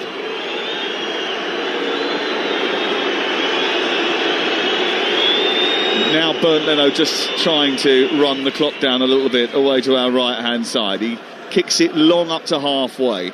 It's headed away by Kevin Danzo. Back to the left fullback area, and Bassi flicked into the air by Pedro Porro, taken down by Emile Smith-Rowe, the former Arsenal player who's getting a warm welcome. You like sarcasm? I thought I'd throw a bit in of my own. Here is Smith-Rowe, back infield to Anderson, and then all the way back to the centre-half, who gets it to his goalkeeper, Bernd Leno, who again just decides to toss it up and go long. Danso will head it clear. It'll fall to Iwobi, though, in Fulham black. He'll turn and hold on to it. They've just taken the sting out of Tottenham just for a moment. They need to continue that for a little bit longer, I think. Berger into Chukwueze, tried to flick it beyond the doggy. It did not come off. And then it's taken on by Bentancur, and you just wonder how long it will be before we see another Fulham change here. Yeah, Chukwueze, he just, looks like he's learning the game a little bit. The ball gets played up to you, your team are on 75 minutes, you don't try and flick it through your legs and invite Tottenham to come on. It's too much of a gamble with the ball. Tottenham have used Europe to give them a bit of a weekend boost this season. They're unbeaten in all 5 Premier League games after European midweek matches this campaign. It's a big improvement on the results in the same sort of matches last season, when they lost 9 of 15 in the aftermath of European competition. Jimenez is in an offside position again. Nick Hopton very quick with a flag. It's going to be a free kick to Tottenham Hotspur. 15 to go. That's particularly interesting tonight. 60% possession for Tottenham Hotspur. Their XG now way up over 0.5, which is for Tottenham pretty good. 11 shots, 2 on target so far in the game. Neither goalkeeper has made a save in the match so far, but the touches inside the box sort of tell the story as well. 23 to 13, that's not very many, I don't think, from either side. Spurs look as though they've just lost a little bit of momentum now, haven't they? After the goal, and straight after, they're on the front foot. A lot of the play now is in the mid-band of the pitch. And just for context, Manchester City had 45 touches inside the opponent's penalty area earlier today. Here on the far side, the ball taken on by Alderweireld. Around the corner for Udogie. Now it's Xavi Simons trying to turn and get a shot. Blocked by Sasa Lukic, who's back from suspension and come off the bench today to add a bit of steel to the midfield. And there was a tug back there, which Xavi Simons, I think, just handing off Alex Iwobi, and that's a free kick to Fulham, mid-centre of the Fulham half. And Papsar's coming on for Bergvall now. Yeah, they're looking a bit more physicality in there in midfield by the looks of these. Started the first 4 in the Premier League, but only 2 of the last 8. Papsar. Yeah, I think it goes back to that Thomas Frank thing. I'm not sure that he's sure of his best side at the moment. And sometimes your best side's dictated to by players' performances. Poor free kick. We're straight out of play. It feels like a crucial time in this stadium, and a crucial time for Thomas Frank, though, doesn't it? We've got 13 minutes of this game. They're trailing by 2 goals to 1. It's the first of 3 home games in 10 days. They go to Newcastle live on Talksport on Tuesday night. That's an 8:15 kickoff. Remember, this week we've got all of the games for you, every single one from the Premier League, all 10 over Tuesday, Wednesday and Thursday night. You'll need the Talksport app to listen to them all, and you can just download it and it will do the business for you. But Newcastle against Tottenham is a big one on Tuesday night. Wednesday night we've got the Arsenal game on Talksport as well, which is a 7:30 kickoff, and Leeds-Chelsea, that's taking place too. But after that Newcastle game, it's Brentford and Slavia Prague here. Here is Chukwueze down the left-hand side, in towards the centre, and he used his hands to try and catch the ball there, Raul Jimenez, which was a bit stupid, and he's going to get a yellow card as a result of that. Yeah, I think if Leno would have developed the same tactical approach for the goal, he might have saved it earlier, It's a good cross from Chukwueze, but he wasn't getting there, so he decided to jump up and use his hands, which just seems a little bit strange, because he's given himself a yellow card. It was almost a cross shot. He put so much violence on the ball, it was impossible for anyone to get on the end of it, unless they were a goalkeeper, and obviously Jimenez has got the gloves, so fancied himself. Yes, he tried to imitate one, didn't he? A little bit silly. Almost as if he was sort of doing the old basketball slam dunk there. Here is Danso up to halfway, pinched by Sessegnon, good defending. Kevin's coming on. I wonder if that means that Chukwueze's night is going to be over very soon. The fourth official not quite happy with Kevin's attire, so he's got to go back towards the dugout and just have something tidied up. And that means a delay in his introduction. 11 minutes to go before the end of the game, and it's 2-1 to Fulham. Here is Kevin Danso of Tottenham Hotspur, sending it out wide towards Pedro Porro. Clips it over the top, and it's a good forward run by Papsar, who controls it on the back of his neck and then gets a low cross into the near post, stabbed away by Anderson. And Papsar actually then ends up careering into the advertising hoardings away to our right. Goes out for a throw here in the right wing position. But here's the change. Chukwueze coming off, and on comes Kevin. Yeah, they'll look for a little bit more experience out there potentially. Well, record signing, looking for a first goal in Fulham colours. He's dazzled at times, Kevin, in cameos, but he's sort of drifted out of games too. But they obviously have high hopes for him. Chukwueze's done pretty well as well. In fact, he did brilliantly. I think 3 assists he got in 103 minutes of Premier League football before today, and he's certainly played his part in helping Fulham into a good position here with 10 minutes to go. It's 2-1 to the away side. Danso to take a throw from this near touchline. Are we going to have another late goal at the Tottenham Hotspur Stadium? Danso with a long throw towards the near post. It comes back towards Destiny Ndogi, who strikes it. It's loose inside the penalty area. Back heel from Kolo Muani, goes wide. Well, that was a big chance. Ndogi didn't get a clean strike, but when it fell to Kolo Muani, he had his back to goal and he had to try and improvise, and he almost found the far corner. Yeah, they've been so certain in the first half and parts of the second half with their defending work, but they're looking a little bit more vulnerable to balls in the box now. Spurs competing a touch more, and Tete got caught trying to dribble out the box.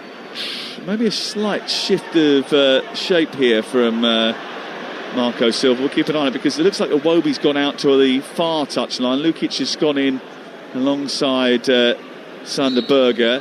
Smith Rowe in the 10, Jimenez to the centre, and Kevin on the left-hand side now.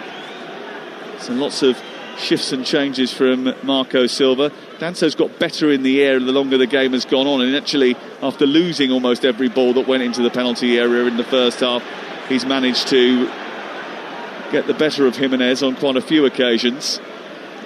Matthias Tell is about to come on, is he, down in front of us? I think that's going to be another change for Tottenham. A delay to the throw-in, which is taken on halfway. Pedro Porro forward to Kudus. Back to Mickey van der Ven, who takes it away from Jimenez and tries to play it out to the far side, where Wilson Odobert shepherds it down the touchline, finds Xavi Simons. Simons with a back heel, which is easily cut out by Anderson. And breaks in midfield and comes through to Iwobi. Good take by him, the former Arsenal player. Charges forward, finds Jimenez. Jimenez trying to get beyond Danso. Danso decides just to wrestle with him. The ball runs loose in midfield. It's picked up by Sasa Lukic, who drives forward through the centre circle. Good intelligent play by him. He feeds Kevin. Kevin now taking the ball down the left-hand side. He gets to the edge of the area. He tries a shot. It bobbles through the legs of the defender and then goes into the arms of Vicario. Yeah, he got a round of applause from his manager, but I think that was Hollywood football. I really do. I don't think that was what was needed at this stage of the game for Fulham. The first bit from Sasa Lukic I thought was really intelligent, because he picked the ball up and instead of trying to play an ambitious pass forward, he just drove with the ball and kept Fulham in possession on the front foot. And they come forward again now with Emile Smith-Rowe, and that challenge from Bentancur was not ideal. I think he's missed the ball and given away a free kick here, wide on the left-hand side. The ball was fed by Emile Smith-Rowe into the left wing position.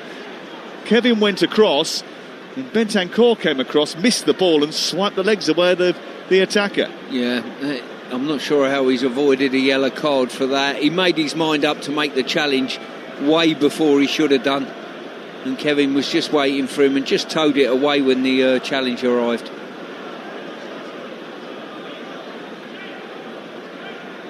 Fulham quite happy to take their time over this free kick as we go into the final 6 minutes of the game. Sessegnon and Lukic standing over it. Jimenez, Berger, Smith Rowe, Joachim Andersen, Kenny Tete inside the box, just trying to manoeuvre a bit of freedom to try and attack this cross. Lukic is going to be the one to take it, I think. It's a narrow angle, tight to the touchline. He goes low towards the near post. It's fished away by the defender, and it's out for a throw-in on this near touchline. The referee's going to allow a substitution here. Matthijs Tel coming on, and off comes Destiny Udogie. So they're going to go for it. Well, I don't think you've got much choice at this stage. You've got 6 minutes plus overtime, so... And Fulham look as though they've stemmed the charge of Tottenham in this second half slightly. Matthijs Tel, who has scored 2 goals in his last 4 Premier League appearances. Tottenham Hotspur 1, Fulham 2. On Talksport with Enterprise Rent-A-Car. Here for it, book now at enterprise.co.uk. Jeff Stelling and Rangers legend Ali McCoy is back Monday from 6 o'clock in the morning. 10 o'clock, it's White and Jordan.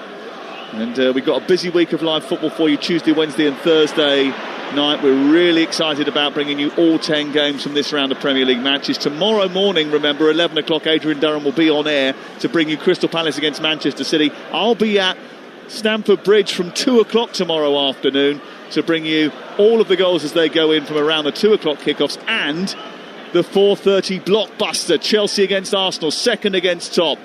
Tomorrow we'll have everything that you need. When you wake up, you've got the best analysis with Shaban and Tony Cascarino, and then Henry and Sean, and then from 11 o'clock the live football begins, and it's a full smorgasbord of live football tomorrow on Talksport. Corner won by Odeber on the far side. He plays it against the defender Anderson. It goes out for a corner to Tottenham Hotspur with 4.5 minutes to go. Well, I've got to say your commentaries are turning more and more like the leader of the opposition these days. Hey? Smorgasbord. Why is that leader? I don't know. Kemi Badenek used it. Did she? To reply to Rachel Reeves' budget. Did she? I didn't see. I haven't been paying attention. Ball in towards the near post, headed away by Kenny Tete. Back to the far side, whipped in by Porro, easily gloved by Bernd Leno. Now, usually I would be across that. It's been a busy time. Yeah, to be fair, I'm surprised you've missed it. Yeah, I'm a bit disappointed in myself, actually. Well, I think the main reason for that is most of your money's tied up in Switzerland and not England, you know. Us taxpayers, we hang on the budget's every word. Oh, if only. Crikey. Change. And off comes Alex Iwobi and on comes Castagna as they switch to a slightly more defensive position for the final 3 minutes of the game here at the Tottenham Hotspur Stadium. And Alex Iwobi claps the travelling supporters who haven't had far to go. Derby days have not been great for either of these two. Only West Ham have won fewer points in derby matches this season than Tottenham and Fulham. It's going to be Fulham that steal all 3 points from the Tottenham Hotspur Stadium, and it's going to feel another pressurised environment for Thomas Frank. And I mentioned those fixtures: Newcastle away, Brentford at home, Slavia Prague at home, Forest away, and then Liverpool at home in the next few weeks. It's going to be a real tense time, I think, before we get to the end of the Christmas period. Ball clipped forward by Anderson, up towards Jimenez. The header down is by Danso into the path of his goalkeeper. 2.5 to play of regulation time. Fulham go back to the cottage to play Man City in midweek, then Palace at home, Burnley away, and then a big Carabao Cup quarter-final live on Talksport against Newcastle United. Here is Papsar flicking the ball into the air. Kudus tries to bring it down. The wrestling comes from Bassi, and it's going to be a free kick. Yeah, I think Kudus just strayed offside there, come back in to retrieve the ball, and it'll be a welcome break for Fulham. Look, Tottenham finished 17th last season, so any improvement was going to be incremental rather than stark. But the fans have been so frustrated for so long in this stadium, it's difficult to sort of sell them more patience. They want to kick on from the Europa League triumph last year, but this team might only just, Stuart, be able to skip forward, not leap. Yeah, I think that will be a fair point. As I say, over the 90 minutes or so where we are at the moment, certainly Fulham have been the better side. Bentancur out to Kudus. Any optimism that was generated from that PSG game is going to dissipate. Spurs, remember, poor for a lot of last season. Kudus has just wandered the ball out of play. They lost 22 Premier League games last year. There were mitigating circumstances for that. The squad wasn't really built to deal with the European campaign as long as it ended up being. There were injuries. There was actually a 3-month period. I look back at it today, over December and February, where Archie Gray, Ben Davis and Radu Dragosan were the rotating centre-backs, which, with all due respect to those players, one being a teenager, one being a veteran, the other being a very inexperienced Premier League player, wasn't the ideal combination. And they've had no Romero today, so it's Van de Ven and Kevin Danso, but they've made elementary errors. Their goalkeeper's made a big mistake. Bergvall made a mistake for the first goal, and they find themselves behind going into the final minute of the 90.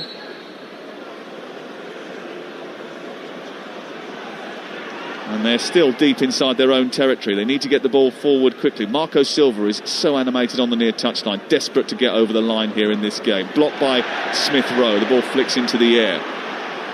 It's going to be 3 wins in 21 Premier League home games for Tottenham Hotspur if it stays like this. Bit of a fight going on between Danso and Emil Smith Rowe for a throw-in on the near touchline. Eventually it goes the way of the home team. It's in the right full-back position. Fulham determined not to let them get out, but Mickey van der Ven is determined to escape, and he travels laterally with the ball and then runs up towards the halfway line and drives his team into Fulham territory. Up it goes into Matisse Tell. Tell sends it back towards the halfway line. Just 4 minutes of added time at the end of the 90 on Talksport. It's collected by Danso. Out wide onto the path of Pedro Porro. In it goes again. Porro's got it back onto Kolo Muani. Back to Porro. Can he swing the ball in towards the far post? He certainly can, but he gets too much elevation on it. It goes out of play, and it's going to be a goal kick away to our right. Stuart Pearce. Yeah, as I say, Kevin was a little bit flimsy there with his recovery and challenge, and Porro, unlike him, has put a cross in that's too far. All Fulham need to do at this moment in time, keep possession of the ball, sensible play, keep players behind the ball. Well, one of the things that Thomas Frank said he knew would happen when he took this job is that he would be criticised. I think sadly tonight he's going to get a little bit of stick after this, and Tottenham certainly are. It'll be a first win on the road for Fulham since they beat Thomas Frank's Brentford in May. It's going to be a rare bit of joy for the travelling Fulham fans. And it will be the first time that Spurs have lost consecutive Premier League matches under Thomas Frank. Fulham are doing very well to just disrupt and delay this as we go into the final 2 minutes of added time. Thomas Frank trying to get things moving. Danso wants to take the throw to launch it forward. He's taking his time. There's frustration everywhere. He throws it against the head of a black shirt, and it's cleared away by Fulham. Coming forward is Odebear, but that's a brilliant tackle by Kenny Tete. Superbly timed. It goes out of play, and now Odebear says that he was hurt in the landing after that challenge and wants treatment. He's now got straight back up, by the way, and a free kick has been given. No, throw-in. He's given a throw-in, but if you're a Tottenham player and you get injured at this stage and you need momentum, you get up. You don't slow the game down by staying on the floor because of your own ego. Here is the throw-in over on the far side. Danso to launch it. It gets towards the near post, but it's a Anderson header that propels the ball away. Odegaard is now back on his feet. He plays it wide towards the left. 90 seconds to go. They can't get it in the box here. Bentancur is dispossessed, and Lukic has got hold of it. And again, he sensibly travels with the ball out towards the far side. He tries to shepherd the ball out of play. It goes out for a throw-in. It's helped into the air by Simons, who just whacked it as far away as possible. But it's Sessegnon who gets her first header on it. Kevin keeps hold of it. Then he runs into Porro. Porro takes it wide. Tries to take on Sessegnon. Kudus. And Kevin's got it back again. Neat back heel, and now Sessegnon looks to the far side, and he looks for Raul Jimenez, who should run for touch over on the far touchline to keep Fulham away from danger. Kenny Tete takes over. They go for yardage up the pitch. That was a foul by Kolo Muani. That's going to be a yellow card. I've got to say, at this stage, you make substitutions as a manager, and Marco Silva's done that. But I'm not so sure the likes of Smith Rowe and Kevin have actually worked out what's needed at this game, at this stage of it. You know, I really haven't. The key is to work as hard as you can for your team. Get behind the ball, challenge for the ball, don't give it away, and just work tirelessly. And I don't think either of them worked that out, actually. Tete scored after 4 minutes to really give a sucker punch to those Spurs fans, all of whom are leaving now. There's loads of empty seats. Then Wilson capitalised on an absolute moment of madness from Vicario. That was 2-0. It stayed that way until the hour mark when Kudus got a thumper to make the deficit back down to just 1. But Tottenham have not been able to keep hold of the momentum. They've lost the momentum, in fact, and Fulham are going to see it out. It's forward by Danso, but given straight to Sasa Lukic. Now it's on to Sonderberger. There's the full-time whistle, and listen to those boos. I think there might be a frank exchange of views after that. Tottenham Hotspur fall to their 4th home league defeat of the season. It's now 3 wins in 21 Premier League games in these majestic surroundings. But when they give these supporters a performance like that, it makes it very uncomfortable. Forget the fancy craft owl and the lovely seats. What they want is some football to enjoy, and they haven't had that nearly enough in the last year. Marco Silva did a job on Thomas Frank last season, and he's done one again. In fact, Silva was on shaky ground 2 weeks ago, but his standing is a lot more stable than the new Spurs head coach. Tottenham lose again. They fail to win at home again, and it's finished Tottenham 1, Fulham 2. Wow, the Tottenham Hotspur Stadium emptied very, very quickly. Straight after those boos, the players were on their haunches. Mickey van der Ven gave everything. Some goal-saving clearances in there, some hot heads additionally. A team talk as they went in at half-time, but it wasn't quite enough. Got themselves back in the game. But yet again, this Tottenham Hotspur side have failed to win at home. You have to go back to the opening day of the season when they beat Burnley here. That's the only time they've won at the Tottenham Hotspur Stadium all season, and that is why you heard that reaction on the full-time whistle, exactly as you did at the half-time whistle. And Pedro Porro is currently going over and getting very angry with somebody and heated, I think, towards one of the Fulham players. But there's a lot of unhappy exchanges between the Tottenham players themselves, additionally, as they go and applaud the remaining fans that are still here at the stadium, Stuart Pearce. But I tell you what, how serious is that pressure now on Thomas Frank? Because we asked the question leading into the game, I asked the question again at half-time, what's it like after that performance? Well, me personally, I think the pressure is ranking up on the players more so than the manager. I think the situation they're in, I think they've recruited a very good manager. What I think is the players have to deliver for him that little bit more, and I don't think they are. They were well beaten. They were fortunate that it was only 2-0 at half-time, and I think 2-1 probably flatters Tottenham a little bit, a 2-1 defeat today. Yeah, I know exactly what you mean when you say that, but actually Fulham have closed the gap on Spurs. They're just a point behind them now, actually. Sam Matterface heading down to the tunnel to get the thoughts of Thomas Frank and Marco Silva, which you'll hear on the Sports Bar Weekender with Madge and Pennant coming up very, very shortly. Do we need to put a little bit of realism on this? And yes, I 100% agree with you that the attention has to turn to the players. We always immediately look to the manager. Indeed. But actually, these players and that performance in particular in the first half that they put in was not acceptable, just as it wasn't acceptable in the North London derby just last weekend. But actually, I mean, they're 10th. They've got 18 points from 13 games. And because this Premier League season just seems so open and so many teams are taking points off of each other, they're actually only 4 points off the top 4.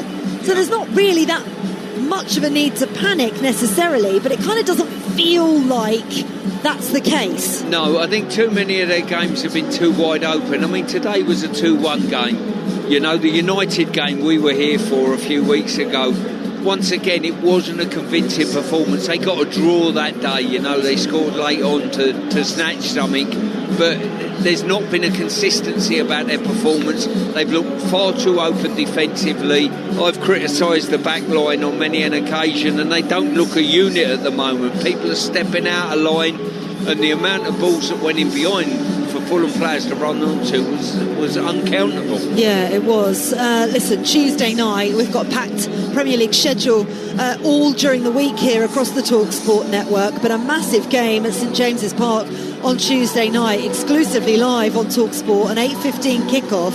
Newcastle, who away from home beat Everton by 4-1 in the 5:30 kickoff, entertain Spurs. Now, the performance that we saw from Newcastle earlier on, you worry for this Spurs side. Yeah, you do. As I say, they've got good attacking threat, and I wouldn't fancy Spurs' chances going up to Newcastle and what I've seen today, and certainly what I saw from Newcastle today and what we've seen for them at St James's Park have been very outstanding. Yeah, listen, we end up always talking about the so-called, in inverted commas, bigger team. We really should focus on Fulham and the fact that they put in a fantastic performance themselves today and have finally got a win away from home. I think their football in the couple of games I've done them here and at Chelsea has been very, very good. I've been impressed with them. They're a very organised outfit. You know, sometimes they fall short in games at certain times. A level of consistency over 90 minutes is what's needed. But I thought they were outstanding today, really worth their 3 points and probably worth more goals than just the 2 that they got. Yeah, without a doubt. And you are always a glass half full man and always turn everything onto the positive. So let's focus on the positive, because it's time for us to pick our man of the match with Enterprise Rent-A-Car. The Here for It hero on Talksport with Enterprise Rent-A-Car. Whatever it is, we're here for it. There were some decent performances across the pitch, mostly from Fulham players, to be fair. Who is your Here for It hero? Well, whilst I thought that Fulham had some fantastic attacking play, I think it was the stability of their back line that really kept them in the game and limited Spurs to very few chances.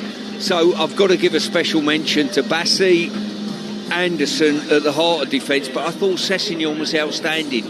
Tottenham's only threat was very right-centric with Kudus. He can be a handful at times, and I thought Sessegnon dealt with him absolutely brilliantly, and in possession of the ball, I thought he was faultless. He was switched on the whole game, which at times we don't always see from him. Yep. Perhaps he might be one of the outsiders Thomas Tuchel could potentially look to ahead of the summer. Well, I think that performance certainly would catch the eye. It's caught my eye, and I'm used to playing that position. Yeah, he's been a cracking young player, hasn't quite pushed on, and of course didn't here at the Tottenham Hotspur Stadium, but for Fulham he is back on fire, that was for sure. So Ryan Sessegnon was our Here for It hero, man of the match from tonight's game with Enterprise Rent-A-Car.